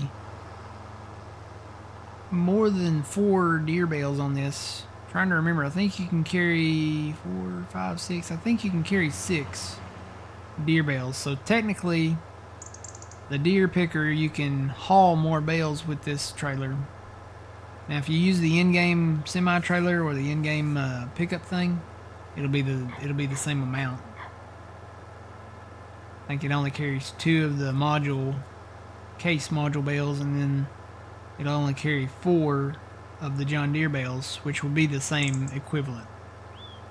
Because each bale here is 20,000 liters. So this is 40,000 liters total of cotton. And then if you had 4 John Deere bales, those are 10,000 each. So that'd be 40,000. So it doesn't matter if you're going to use the standard equipment. It doesn't matter, really which one you use. It's just, brand preference. But if you have cotton, we bought this cotton picker because we got a steal of a price on it. It was like, it's the first time I think I'd ever seen something that was 70-something% off. I couldn't pass it up. If I ever see the John Deere on sale, probably will invest in that.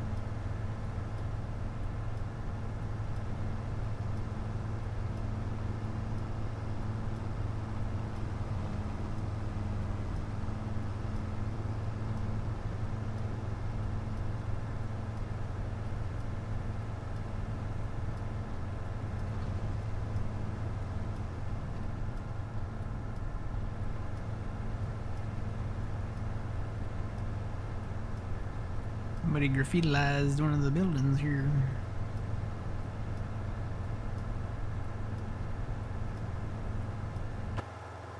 This is the area that's really pretty to me. In the fall time here on this map. All these trees are really bright and colorful. Kind of got like the tunnel effect of fall foliage going down through here.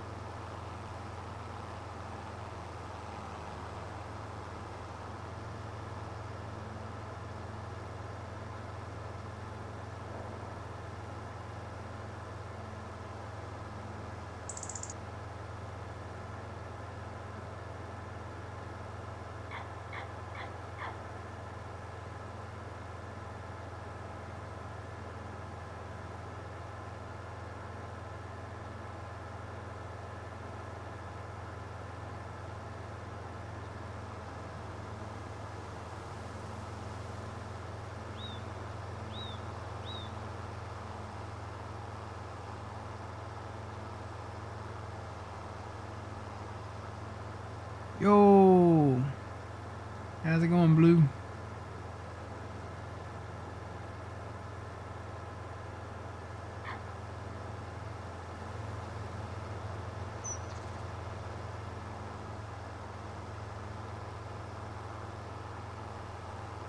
And if I ever buy this land over here, I need to put in a more accessible from the highway road to get over to the farmer's market. Because right now, this is the road to get there. Unless you go through the grain mill, which, you know, a lot of stuff's probably not going to fit through the sell point, but there's no other road around it. So you take this road, before you get to it, kind of comes off over here to the side.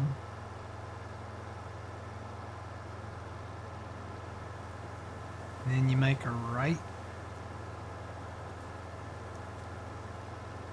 And you can't keep going on the highway because the border is literally right there. So the highway does not connect at all to the farmer's market.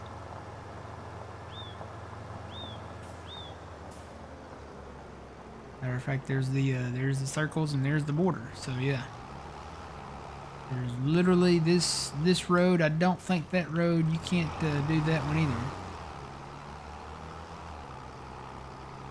Trying to figure out how I need to do this. Probably should maybe go around the building and swing around.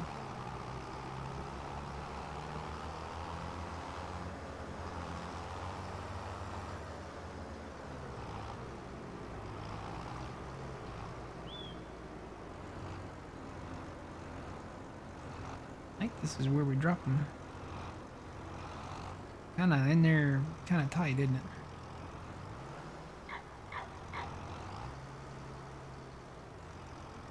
Alright, let's see. What do we got?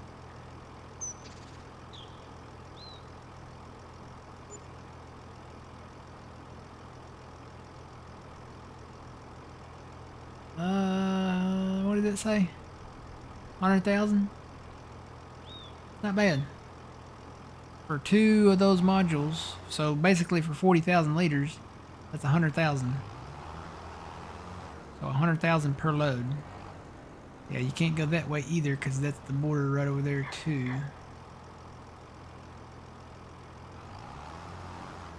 Where could we put a road in?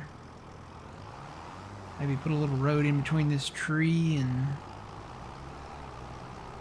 right here. And then just connect it up with this right here. I don't know, there's those signs there. Because that's the border there too.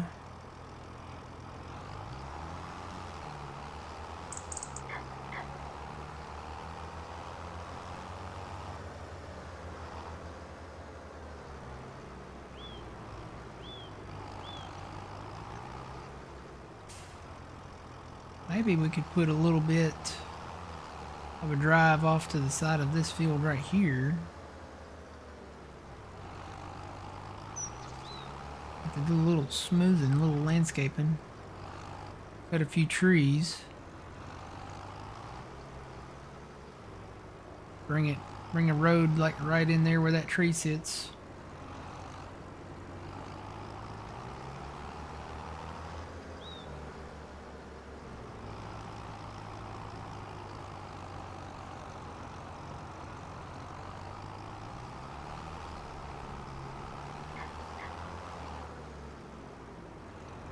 And she went around the back side. This road, you know, doesn't connect to that over there.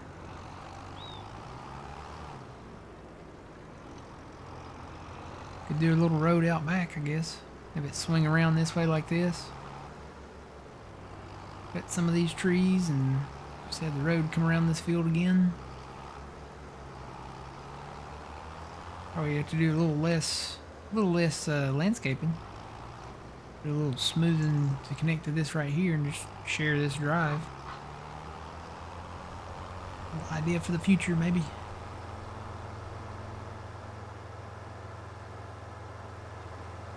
Honestly, that field right there, I don't know what's in it right now, but it's flat enough that we could build something there.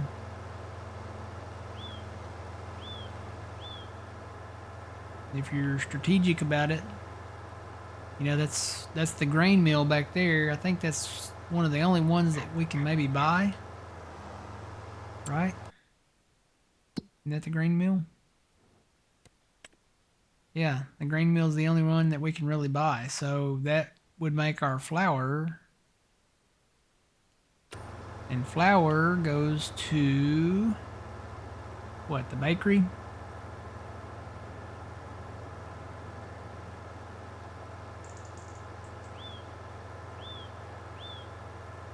Yes, Blue, that's cotton. Those are cotton bales. We're selling the cotton.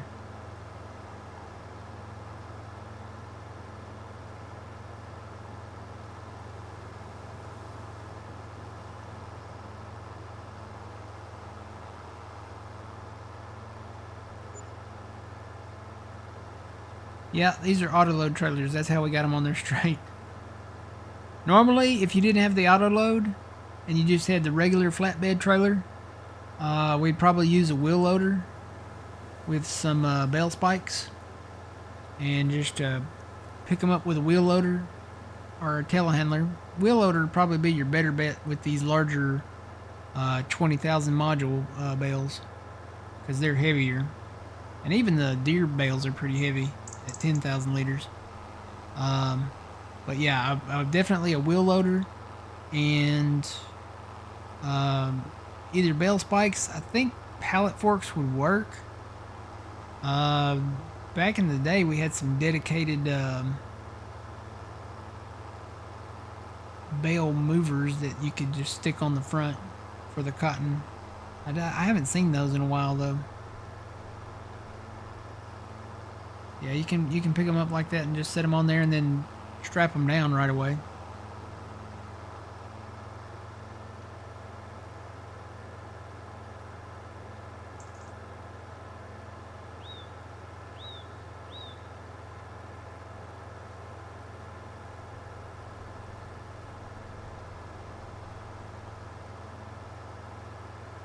But the auto load is nice.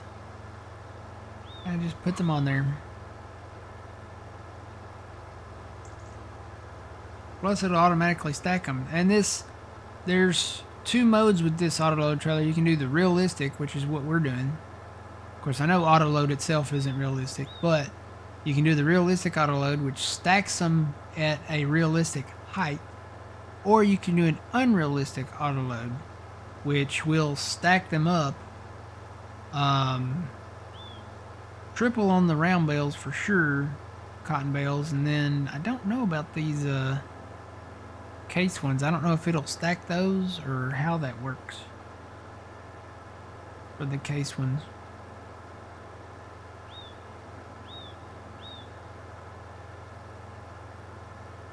Morning Storms, how's it going? You'll probably never do cotton in your life ever again. Why not? Cotton's great.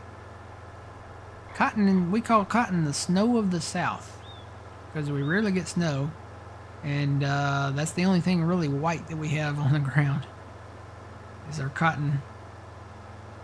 I grew up around cotton.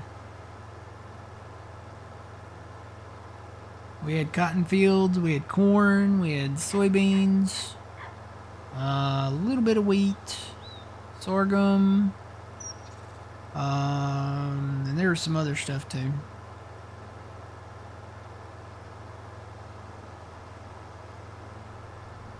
Had rice, had, what was that other? I know there's some farmers that have done some other stuff that are not traditional. And no, I'm not talking about anything illegal or anything like that. Get your minds out of the gutter. You have a cat attacking your...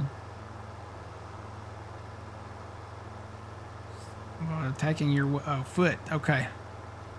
You left that blank. So that could have been anything. I have a cat attacking my blank. And it really hurts. It doesn't matter what you put there. I think if you have a cat attacking it, it's probably going to hurt. Unless you've had your cat declawed or something to that effect. If I remember right, when a cat claws you, it's not pleasant. It hurts. I've had cats, you know, they'll just be, even if they're just being playful, when they sink those claws into you, they draw blood. So it's never a good thing.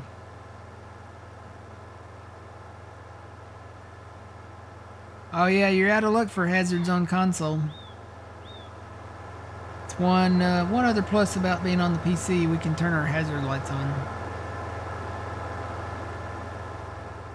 Wonder why that is. Why did they not enable that for a console? That's something simple. You guys got GPS before you got hazards on console. That speaks volumes to me. Basically, I just went into in here. What is hazards on the keyboard? It's not the home button. That's beacons. What is it, like the up arrow or something like that? I just came in and basically did the left bumper and then up on the D-pad, and that's my hazard light function. So basically it just turns on both blinkers at the same time. That's something simple that they could really bring to the console people, is the hazard lights. Alright, so here's how the auto load works if you guys want to see it. Basically, I've programmed this to my controller. So I just hit left bumper, and then the Y button, and then the X button. Bada boom, bada bing. They're on there. I'm ready to go.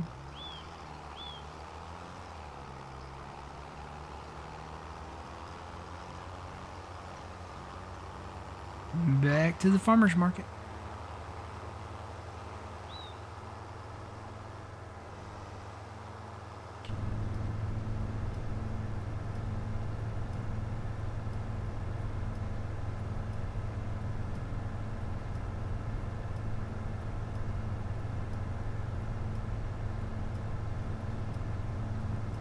Oh, there you go. There's a solution. Storm says you can buy a strobe bar, and if that's hooked up, it will turn the hazards on by default.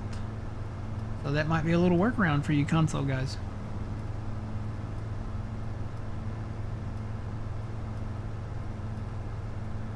Oh, is it 2 on the numpad? Okay. I know there was a lot of light functions over there. I've reprogrammed a lot of that stuff too.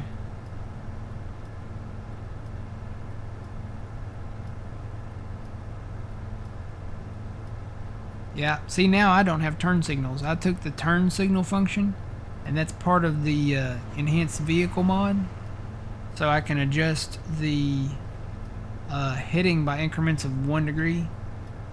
Once I get it activated, I can look down there and I'll be like, okay, I'm on 268. I need to be on 270. So I just hit what is it? Both? No, it's the turn signal. So right bumper and then left or right on the D-pad, depending on which direction I need to take that. So I don't have turn signals anyway. I never use my turn signals anyway, but I do turn on my hazard lights. Often if I don't have beacons on a tractor that I can't turn those on, I'll turn on my hazard lights and go down the highway that way. I think that's how they probably do it in real life too. 'Cause there's a lot of tractors that don't have beacons on them. So they'll go down the highway with their hazard lights on.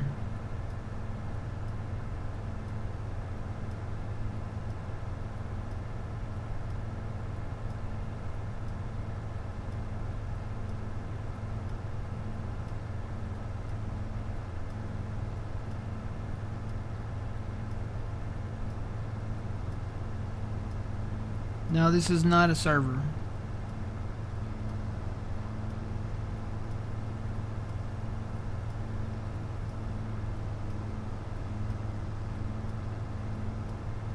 Oh boy, you got a big field that you harvested and you forgot to save it and now it's unharvested. Well, break out the harvester and do it again.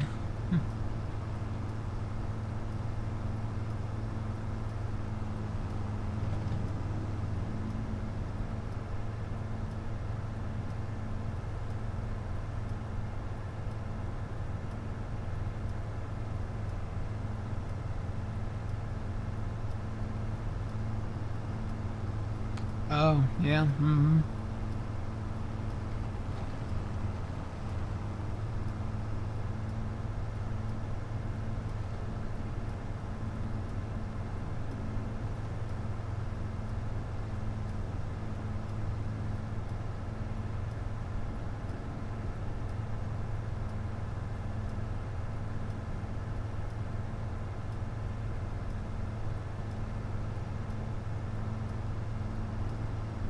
Your opinion, the ugliest crop in FS is canola.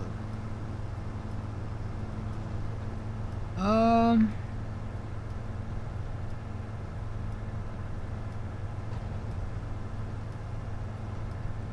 I'm thinking back to all the crops right now.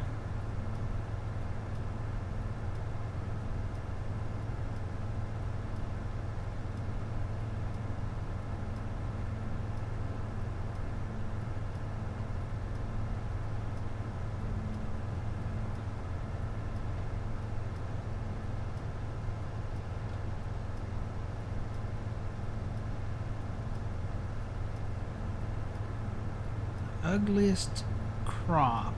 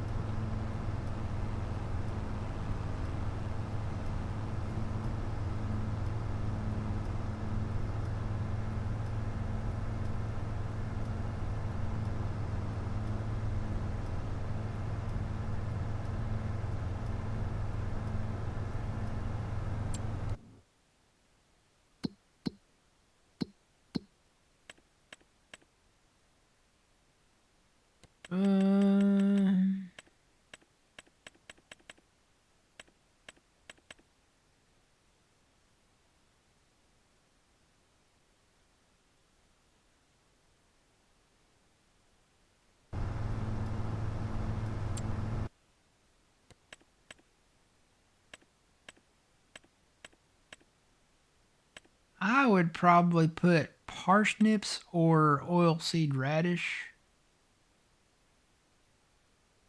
above the canola.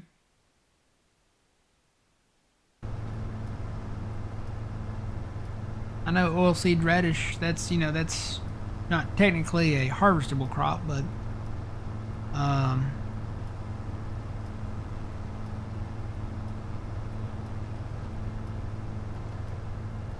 I don't know, I've never been a fan of the parsnips. I know a lot of that stuff is in the ground too, but yeah, canola, it's different the way it looks. It's nice when it's growing though, it grows up as a flower, so you have all those yellow flowers out there.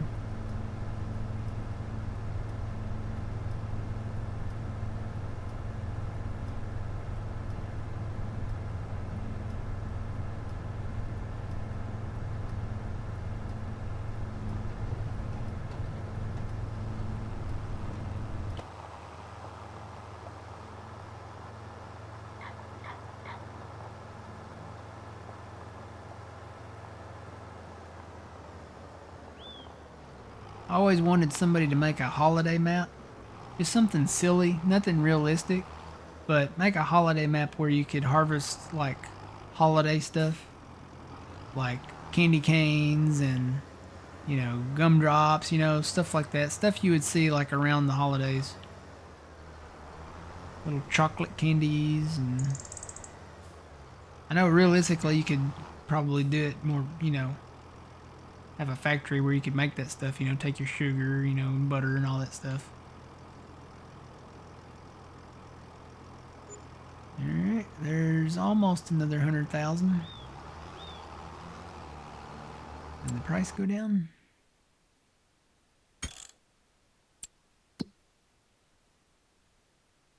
Nope, price is still the same. I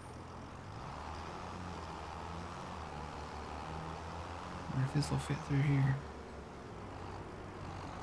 Oh, yeah, just barely fits through there. Just barely.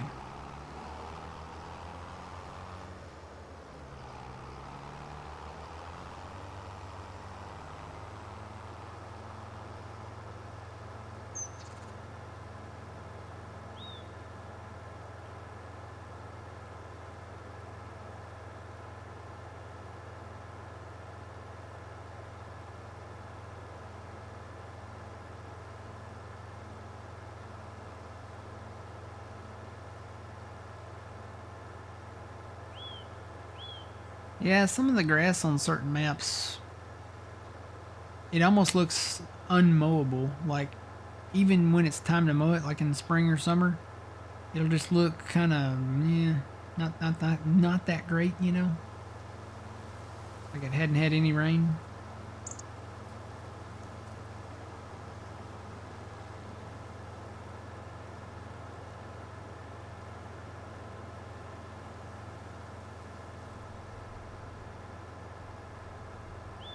What was your favorite FS22 map?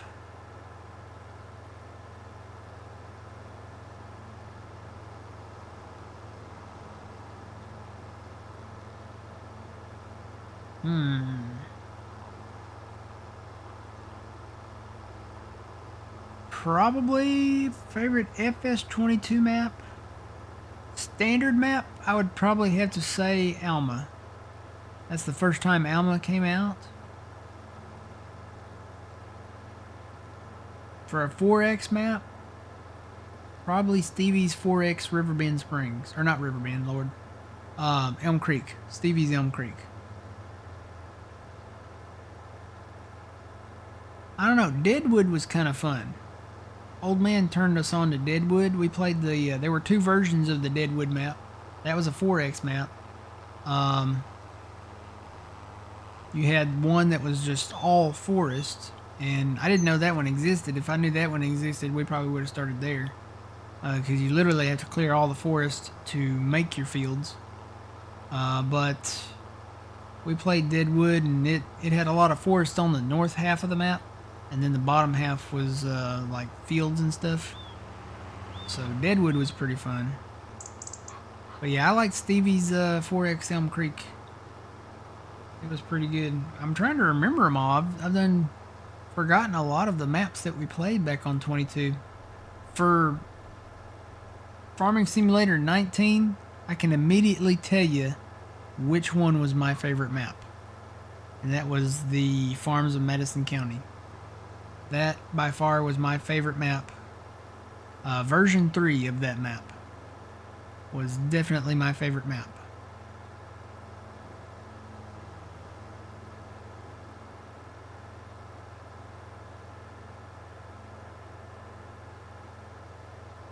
Lone Oak, yeah, Lone Oak was a good one.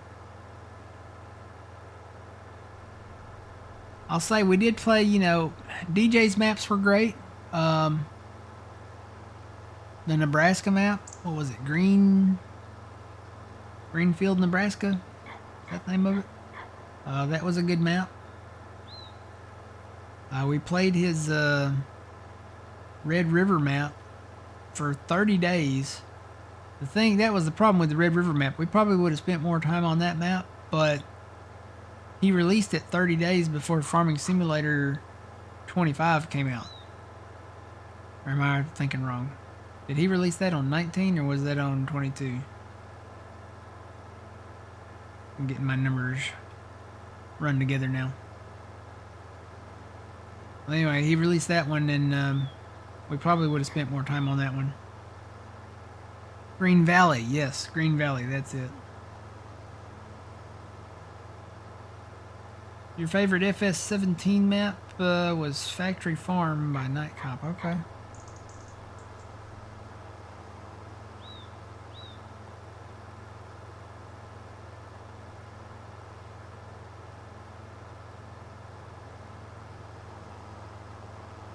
Yeah, Lone Oak was good. I really liked Griffith, was it Griffith, Indiana? That was a good one. County Line was a lot of fun too. Back when it came out on, I think that came out on 19. County Line was a fun one. And now they re-released County Line for whichever game was the next one. I think it was 22, and it had issues. Same thing happened to Griffith, Indiana. They released that one for 22, and it had issues. It had some selling issues. You couldn't sell by the train. There was a sell point that was broken. It had some problems, and I don't think it ever got an update.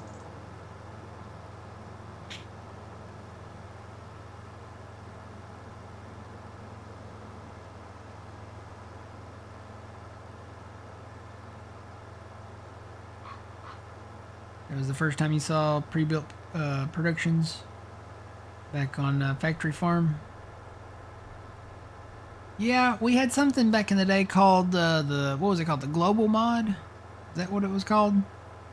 That was basically productions before we had productions. So 22 Giants came out with the in-game productions, and that kind of defeated the purpose of having the global mod. But you had a lot of stuff with the global mod. You had you could do all kinds of different stuff with that. You had your what were they called? The seasons. What was the name for those? The different like regions for the seasons and stuff, like weather-wise.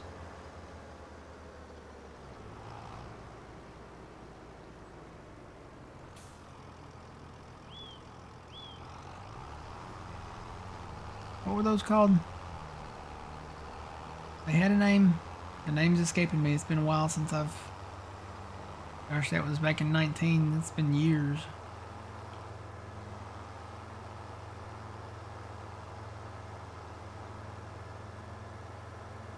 Yeah, Pleasant Valley was cool too. We played Pleasant Valley 4X and played that over with Puma Plow. And we broke that map. I mean, we literally broke that map.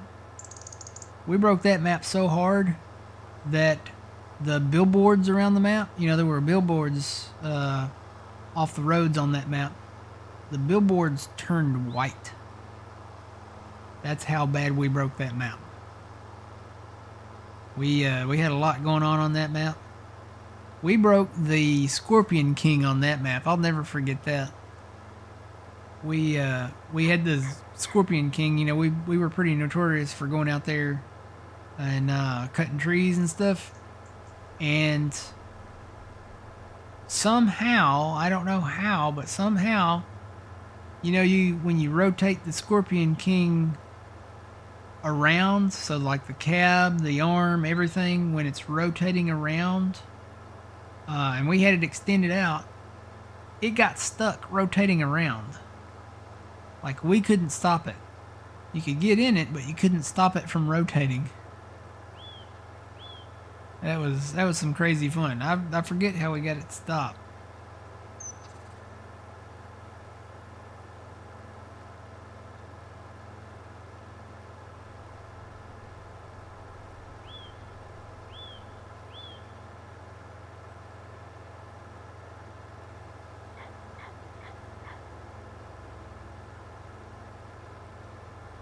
What were those things called for the different areas of the world or the weather? Not regions. Global. It was part of the global.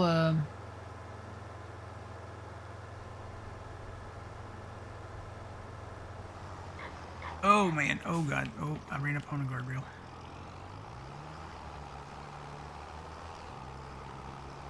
I'm gonna have to Google that now because that's gonna bug me.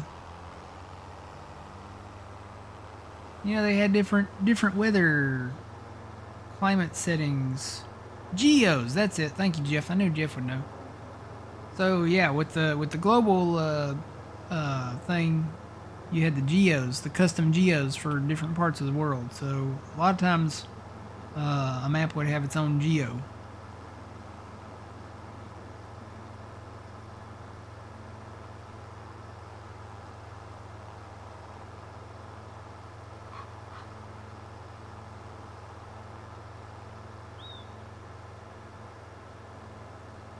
I did enjoy the Yukon map.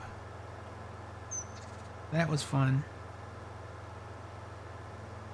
That was kind of a one of those pioneering type maps.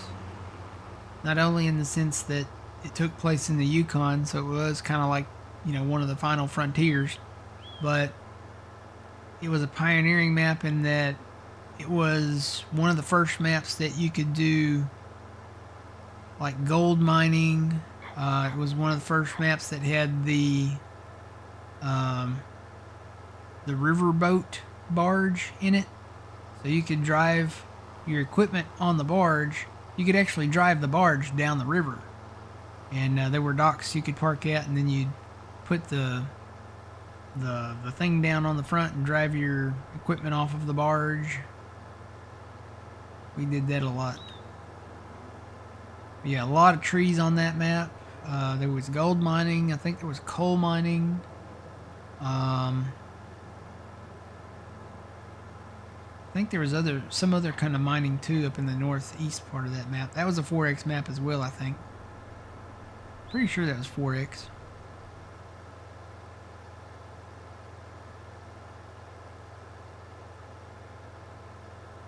Yeah, gold nuggets. Yeah, you had to take your gold ore that you mined up. You had to put it through a washing station, and then you would have to take the gold ingots or nuggets or whatever, and then you take those to a processing like little building further down, and then it would make the gold bars onto pallets. And man, let me tell you, the gold, no matter whether it was a washed like gold nugget or, you know, like the pallet of bars, they had the weight. I think they needed to adjust the weight of the pallets, because everything we tried trying to lift those pallets up was not successful. We ended up getting a telehandler that was a low profile telehandler, and we had the pin hitch weights that you could put on the back of the telehandler. That's how we loaded the gold. That was the only way we could get it to work. Everything else, no, it didn't matter what size weight you put on it. It was never heavy enough to not tip forward trying to lift that gold up.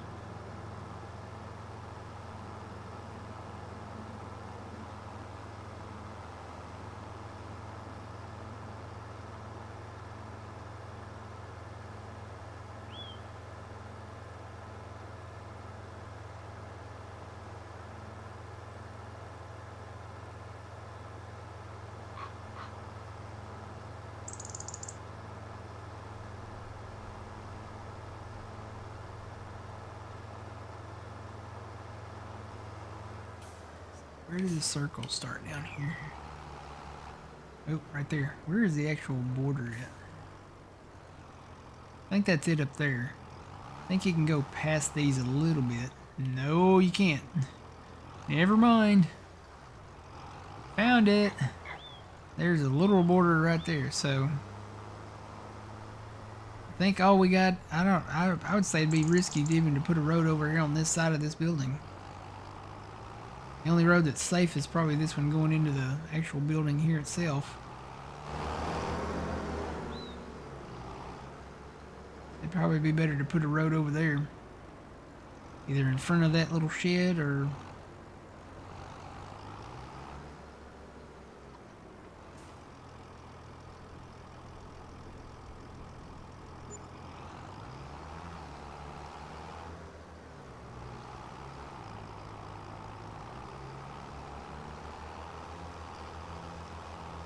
Either way,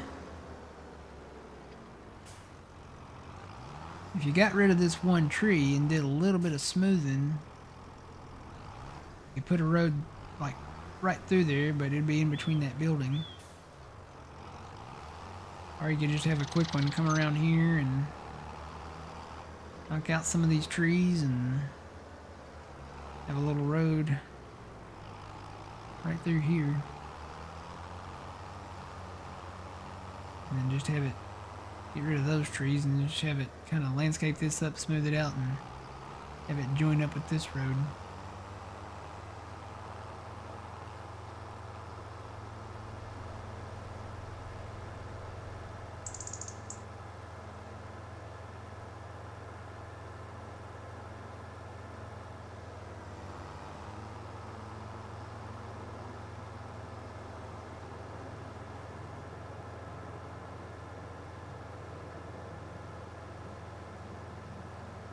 Hi Bentley, how's it going?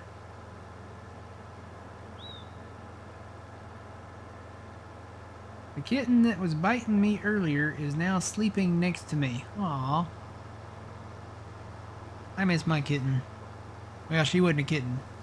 She was about a year old, they told me, when I rescued her. We had a cat that was living... We have like a little... kind of courtyard area, and the cat was living out there, and the nurses were feeding it chicken salad, and one of the nurses took me out there and showed me the cat, and they were like, I wish I could take it home, you know, and all the rest of them were like, no, I can't take it home, you know, I wish I could, I can't, you know, for one reason or another. And I was like, well, you know, I'll take her home. So I said that's what I did. You know, I'm not married and I don't have any kids, and I was like, it'd be nice to have, you know, a little companion at home. So I set up a trap for her because she was kind of a little wild. She was friendly, but she was still wild.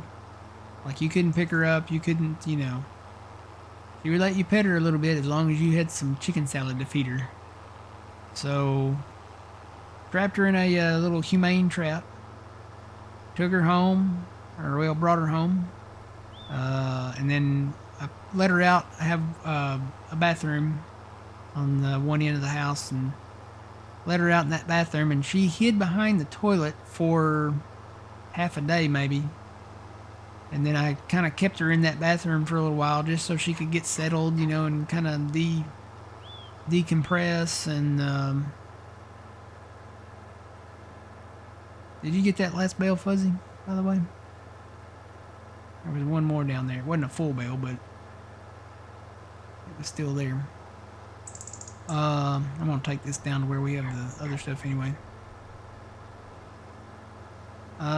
So yeah, I brought her home and let her kind of crash in there for a few days, and she found her food and she found her litter pan, and she actually had she was pregnant, I guess, at the time, because she had a stillborn kitten. She's a little white stillborn kitten. And after that, I took her, got her spaded, and had her front claws declawed, and got her shots, you know, and everything, and brought her home and put her back in her little area. Had her little box with, you know, little comfy bed and stuff in it, right near her food. And then one day I opened the door, and I'm like, all right, I'll let you kind of explore. And she came out and she walked around and looked around and explored, and then she came back into I was in the bedroom there, and she jumped up on the bed, which kind of shocked me. That was the first. and she jumped up there and laid down and then looked up at me with those big eyes and like, all right, now what? And from that moment on, she was never wild again. She's pretty friendly. And from that day on, she every time I'd come home, she'd be at the door waiting for me, or she'd hear the door open and she'd come running. And then it didn't matter where I went. If I went anywhere in the house, she was right there with me. She was like attached to me.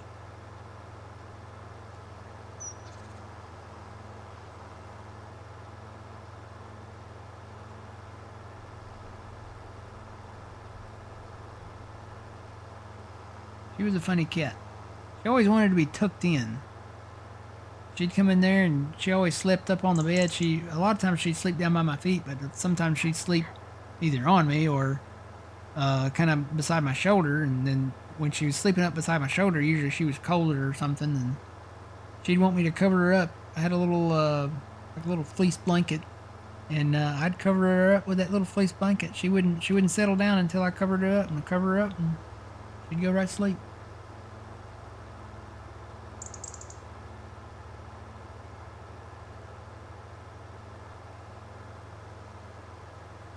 What, you hauling TNT? No, that was cotton. Those are cotton bales.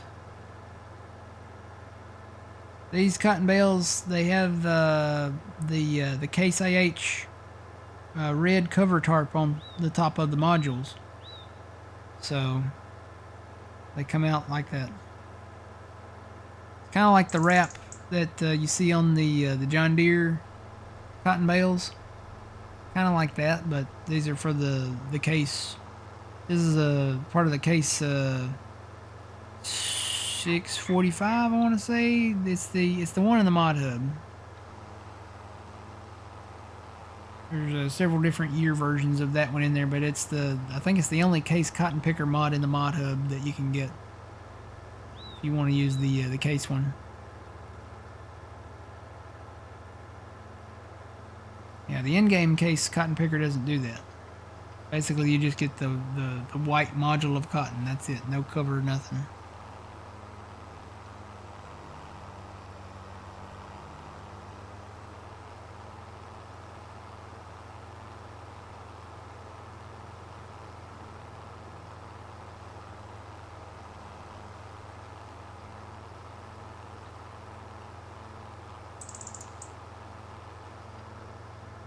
Yeah, I grew up, my dad always had cats, so I grew up with cats.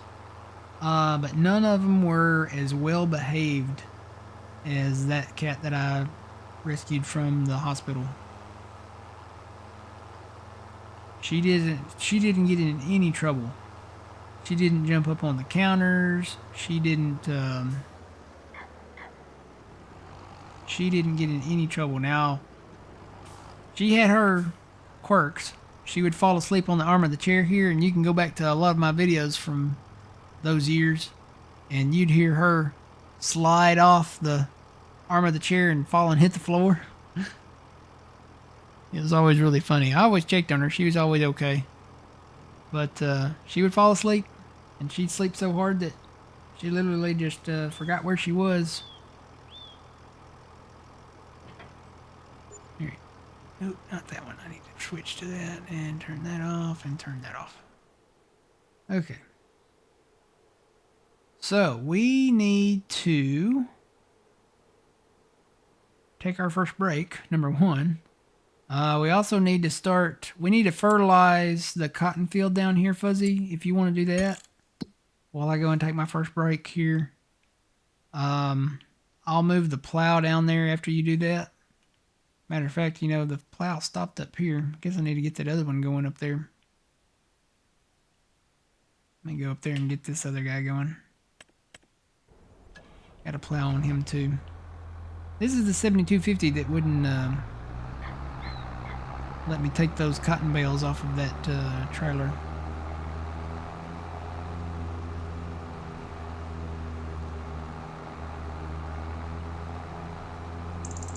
This is the expanded field. This is phase maybe 1.8. I don't know. Basically, the second phase is going to be that area over there. Pretty big area. It's about, it would double the size of this field, basically.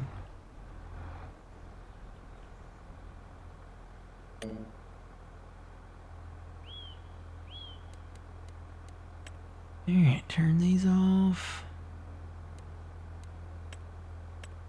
Bring that down. Hopefully he'll start right there.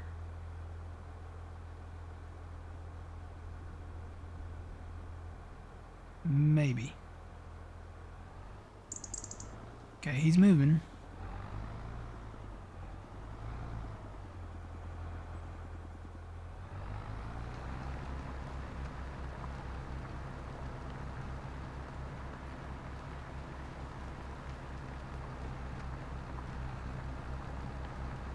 And goodbye. If you're gonna come into chat, you don't have to be that way. You really don't.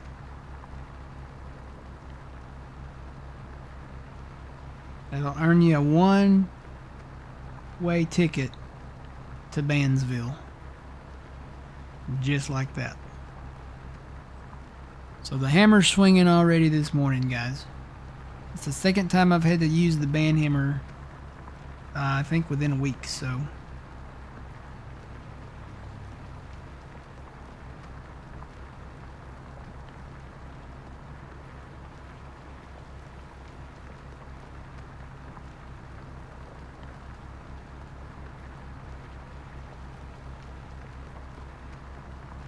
Alright, so he's plowing. Let me go down and get this guy. I guess he finished up that little bit over there. And just didn't go back and finish the rest of that. I'll let that guy keep on going there. We don't have to really work in this field until April.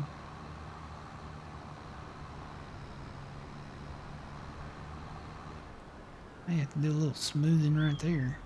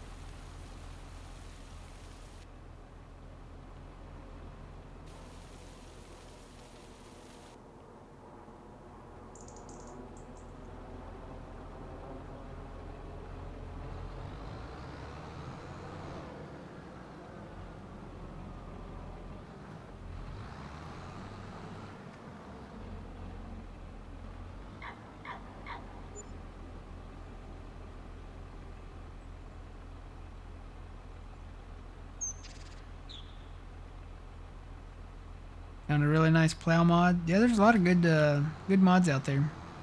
Plow mods. Found a really good mower mod that works great on like the meadow grass areas.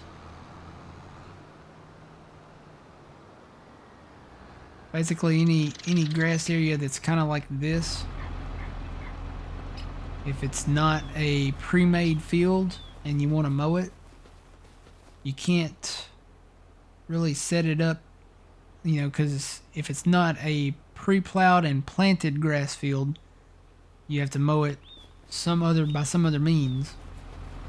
So there's a really nice mod in the mod hub that it's that fold out multi-deck mower that works good. And then I found I found our oxbow mower, or not mower, our oxbow merger.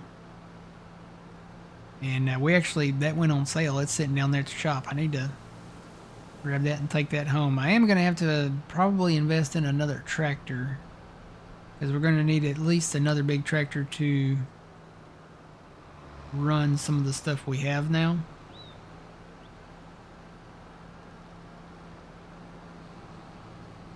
Still haven't found the weight. I'm looking for the Case IH weight. It's out there somewhere. I don't know where.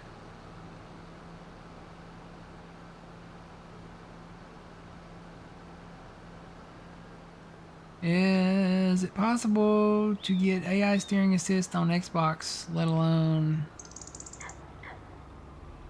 FS22?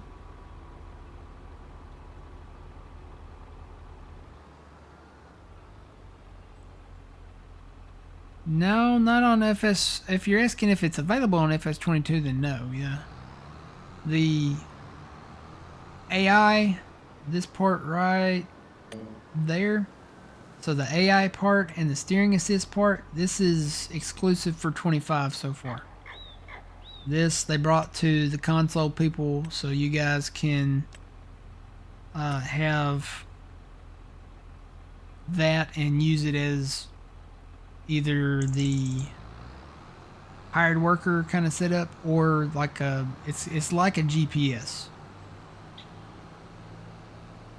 Basically, it plots the lines on the field like a GPS does, and then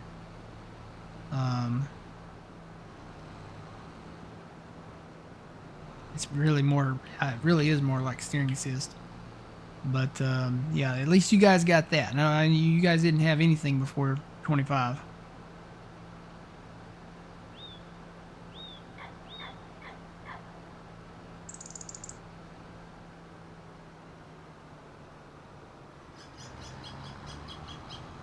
Um,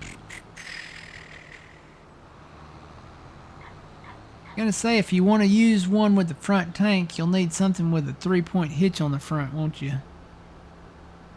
I've got the 7250 over there plowing right now. We don't have another tractor with a 3-point on the front, do we? I don't think we do. Besides this one. This one we definitely need to leave it on the plow. Matter of fact, while you're fertilizing that one, I'm probably going to start working on this one.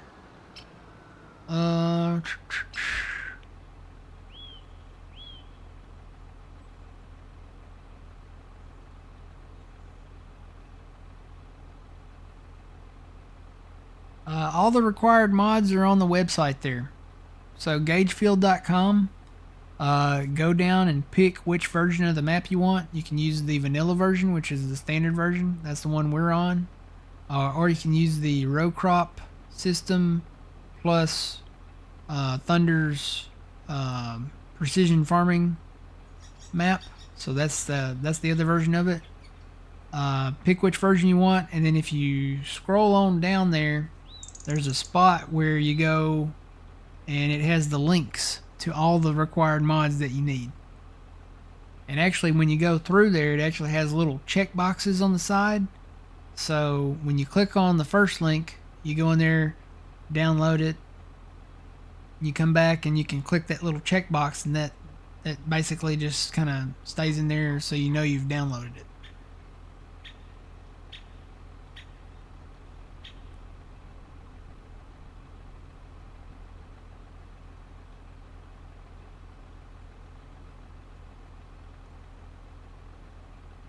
Let's see, you need a tractor with a 3-point on the front.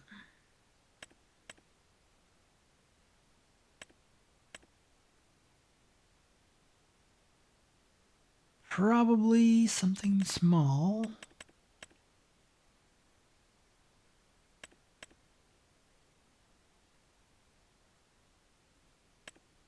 Basically just something to run the fertilizer on. What do we have that we haven't? We get a Maxim.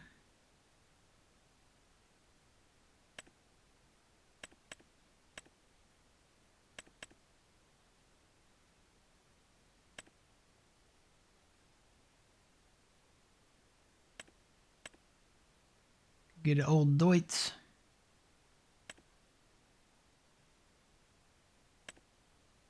The one thing with a lot of the older equipment like this is they don't have front 3-points.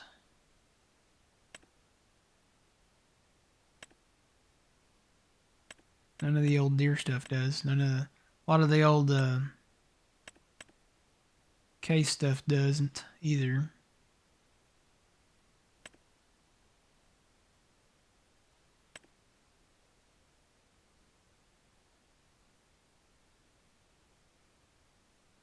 Got some New Holland stuff.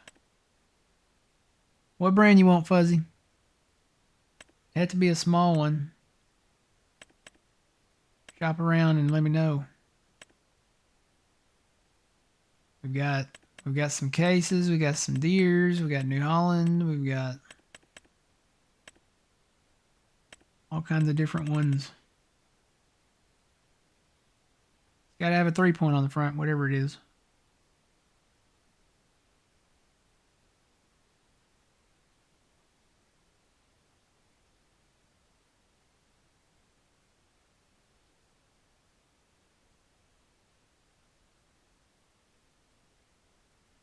Yeah, we're on the vanilla one. The um the row crop one, it required the precision farming from Thunder Creek. And plus I didn't know how the row crop system would be on our computers. So I was like, you know what, we'll just do the vanilla one.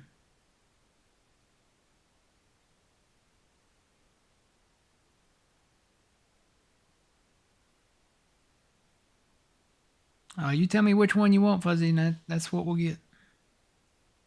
What would you rather drive? Would you rather drive something blue? Would you rather drive something green? Would you rather drive something red? We got the Case Maxim. We've got the Case Vestrum. We've got the Case Farmall C Series. I have to double check to make sure that all these have 3 points on them. I think all those do. Case. Let's see. What do we got? Why don't we go? We got Maxstrom, the Farmall C. I think the Maxim has the more horsepower. I'll get you a Maxim. I think that's the one that we had back in 22. We'll do higher horsepower, do some Michelins. Can I do the skinny wheels?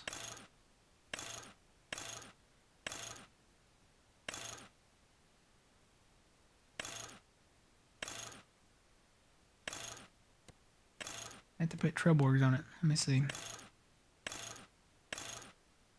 Yeah, there's the narrow wheels. That does have a 3-point on the front, right? Yep. Looks like it does. Front wheel fenders. Nah, we don't need those, do we? Beacon lights. Let's just do one on the left. Window tint, fine. Front loader toucher, we're not going to do that. Main color, we'll keep all that. Wow, you can really change the colors of these fenders on here. And we'll take the plate off.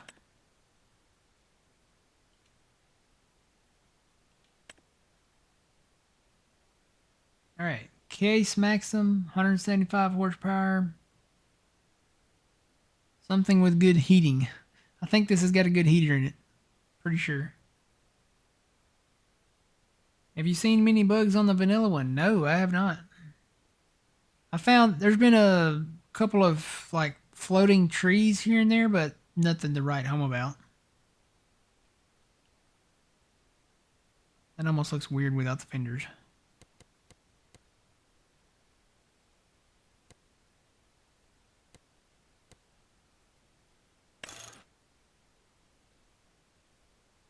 I'm going to put the fenders back on there. It looks kind of weird to me without the fenders on there. All right.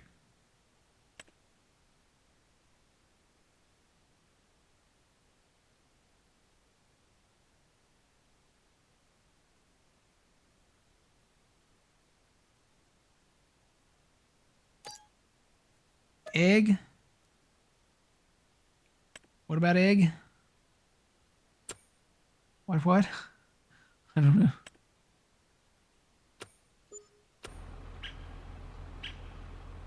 Alright, now to try to fix this field. I'm gonna basically come in and paint all of these areas out. So I'm not keeping this original first border that I plowed out. What I want to do is keep the sides straight.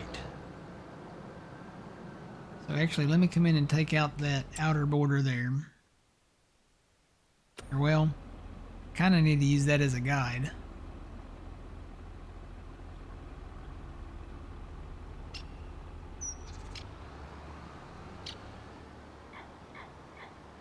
Leave a little bit of room on the side there. Where does this culvert come out up here?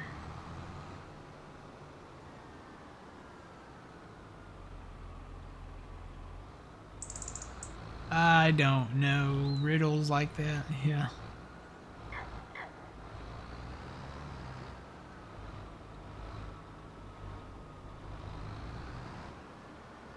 Yeah, there's a few fields that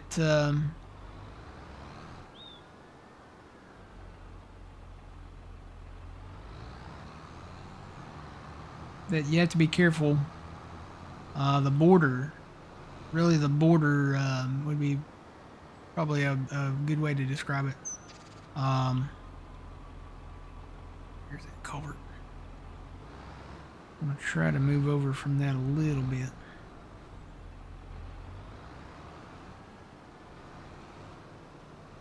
Like right here.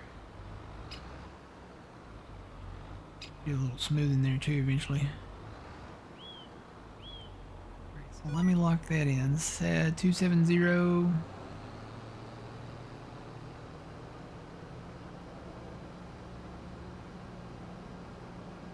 Have to go get some fuel for this too soon.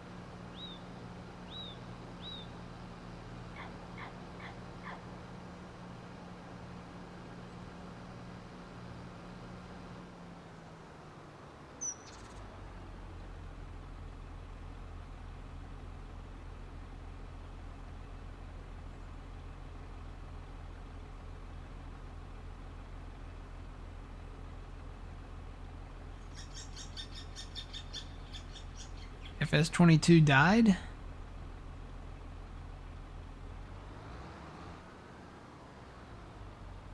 Had a really dramatic downfall? Did it?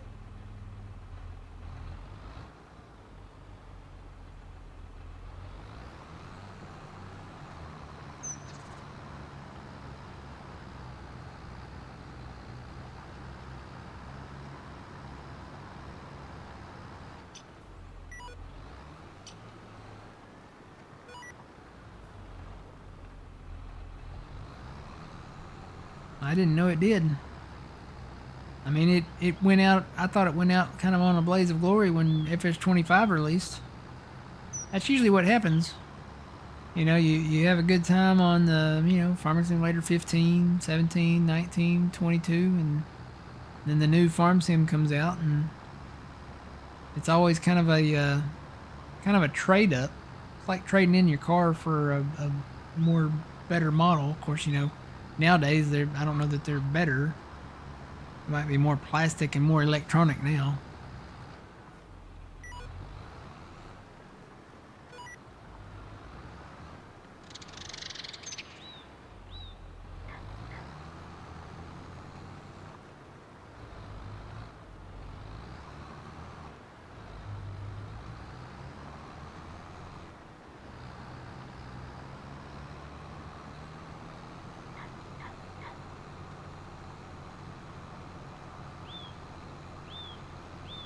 Now, the one thing that Giants needs to do is, like, when they release their own mods.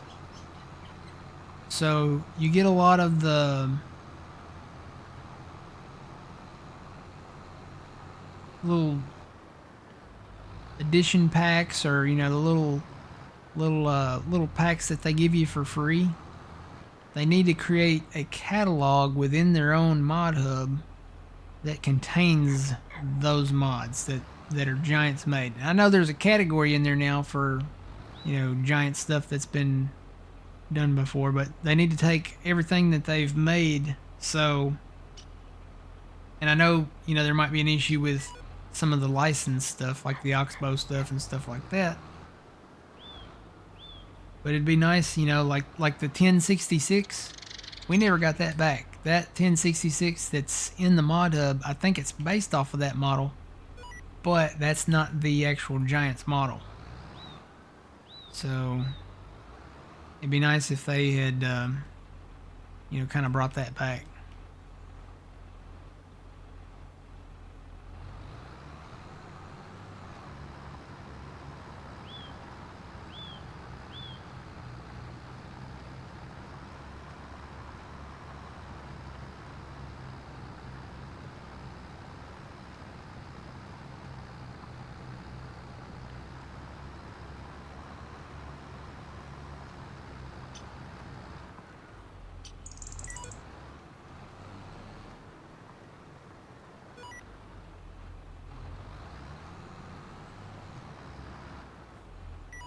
Well, I caught myself moving that over.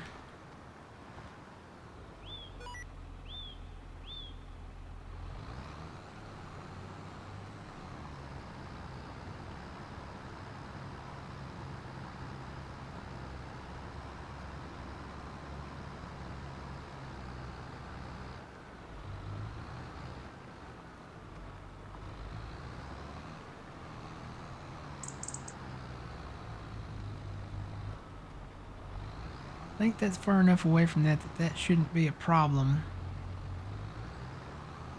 If there is an issue there, I'm going to wait before I put grass down on this end. If there's an issue with that culvert there, I can come back and add a little more grass in between the culvert and the field.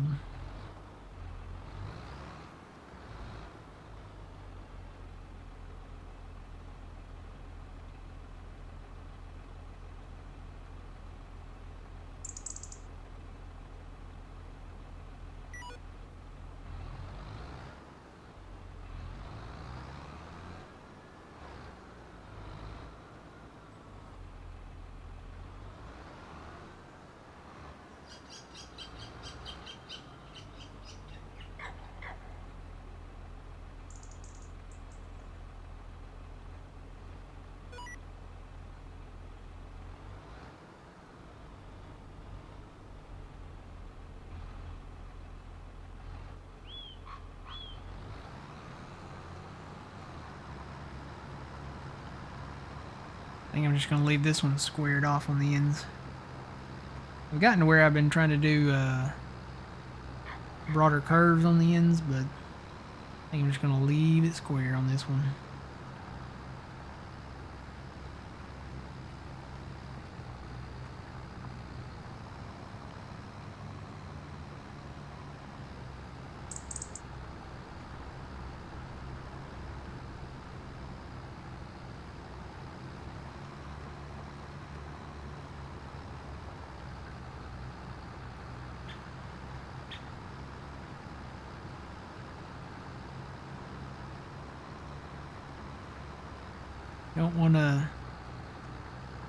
Really don't want to run the risk of having this fail to generate lines again,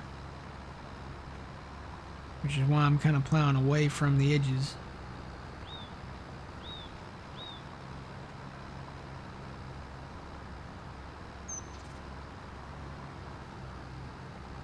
Now right here, I may still curve this.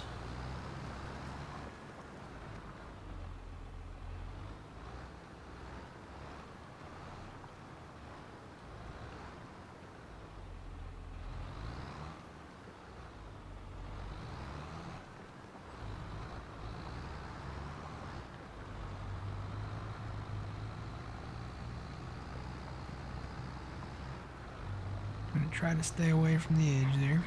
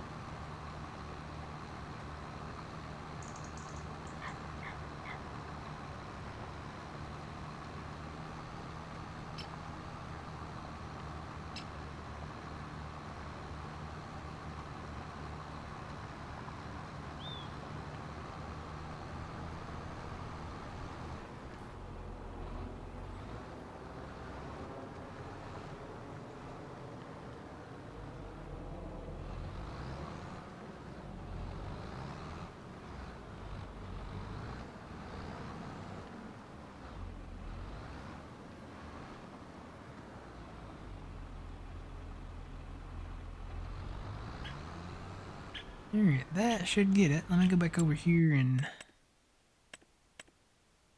do a little painting over here.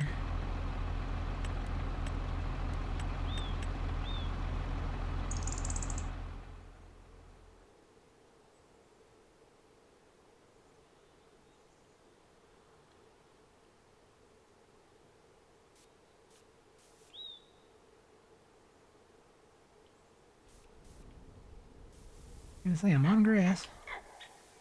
Sure doesn't look like grass.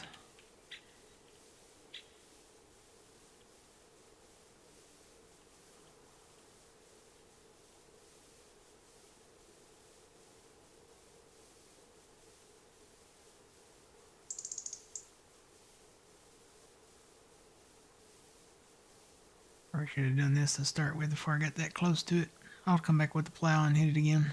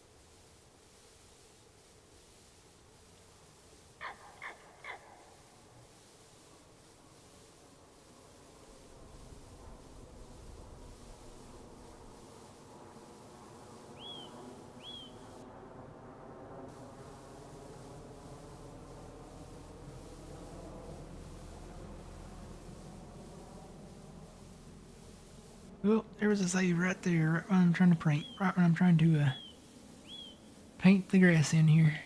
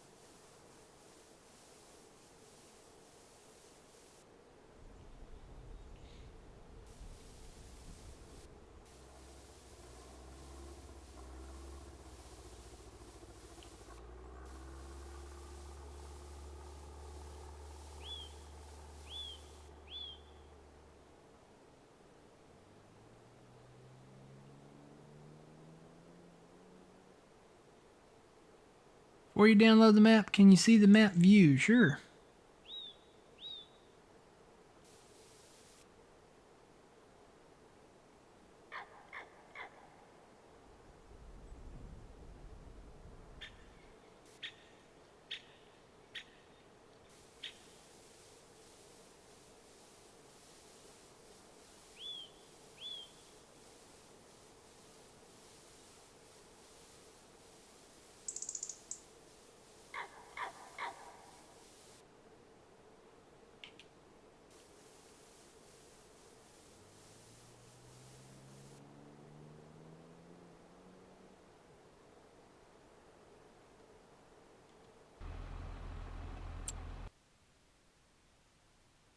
So there is the map. It's kind of hard to see right now, but we've made a few little changes here and there so far. We combined all of these fields down here on the southern part, and then we're combining a lot of fields over here right now. And then we combined this big field behind where Walter's at up there, where AKA Grandpa's at. But for the most part, this is still pretty much the map there. There's 2 sale places. No, there's 3 sale places. So one of the sale places is like the where you can sell your bales and stuff. And then there's the Gage grain where you can sell your crop. And then there's the farmer's market where you can sell all kinds of different stuff. Crop, bales, whatever.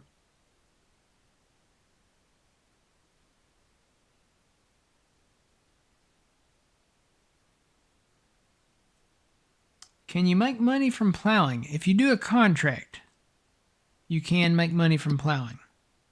So if you come over here to contracts, go to new. See, I've got a whole list of plowing contracts here right now because it's the right time of year. So there's a plowing contract for 46,000, almost 47,000. There's one for almost 59,000. Now with this map, there's going to be some issues where if you do like the steering assist or the AI part, there might be some problems with all the runoffs in the fields. But I'm working on, when I acquire these fields, taking these fields and taking out those runoffs and basically just using the Lizard MT plow that we've got. If you want to do it manually without that stuff, have at it. But just keep in mind that, a lot of these fields with these runoffs and stuff on them. But this field right here, looking at this one, it looks like there's no runoffs, and it looks like it's pretty straightforward almost. So probably would be able to either hire that out or use the steering assist there.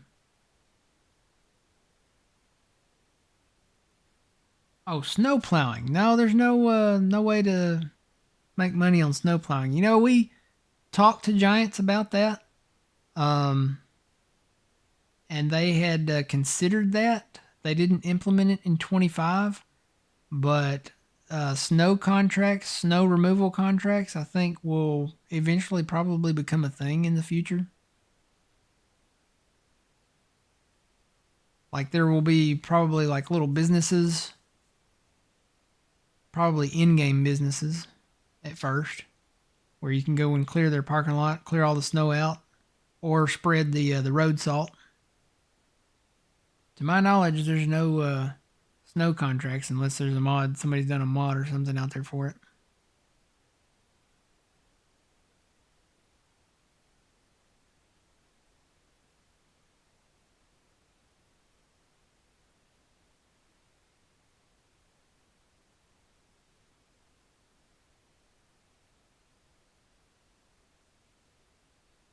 I love that username, by the way. Robbing your biscuits. Alright, so let me go plow that back out over there. And then I'll paint that into the field and then this kind of southwest corner of it. And finish plowing out where it needs to be created. And then I should be able to hire this out for the rest of the field. I'm not going to do the whole entire field. Let's see if I can see where I need to plow. Probably going to be small enough that it's going to be hardly noticeable. Really hardly noticeable. I can see it, but honestly, it's really barely even noticeable.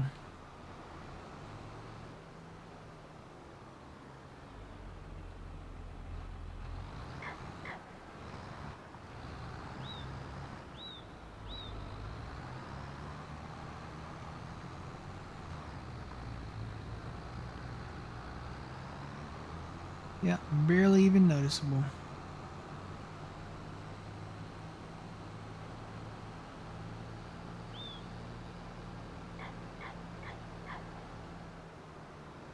Alright, let me hit this while I'm down here.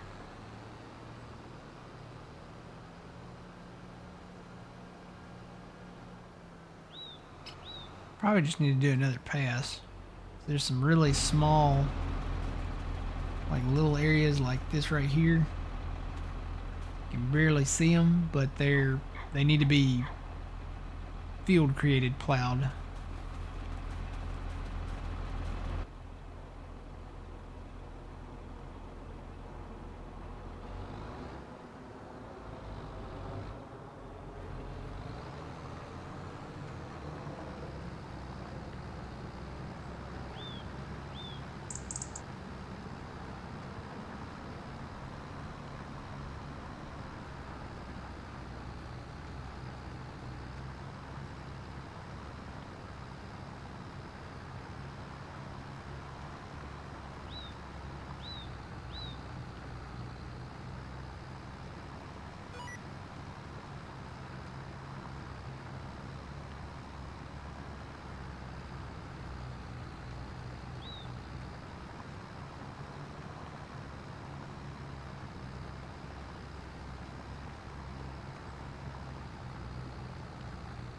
Alright, we've got Fuzzy over there fertilizing that field. I guess after that field, Fuzzy, if you want to, we can fertilize the big soybean field over there behind where the dryer's at. If you want to do that. While you're doing that, I'm about 40 minutes behind where I was going to take my break, so everybody on YouTube, we'll see you in the next one. We'll come back and keep on prepping the fields here, getting them ready for planting. And yeah, we'll see you later, YouTube. Until then, remember you reap what you sow. It's Matt from the Green Arcade. We'll see y'all in the next one.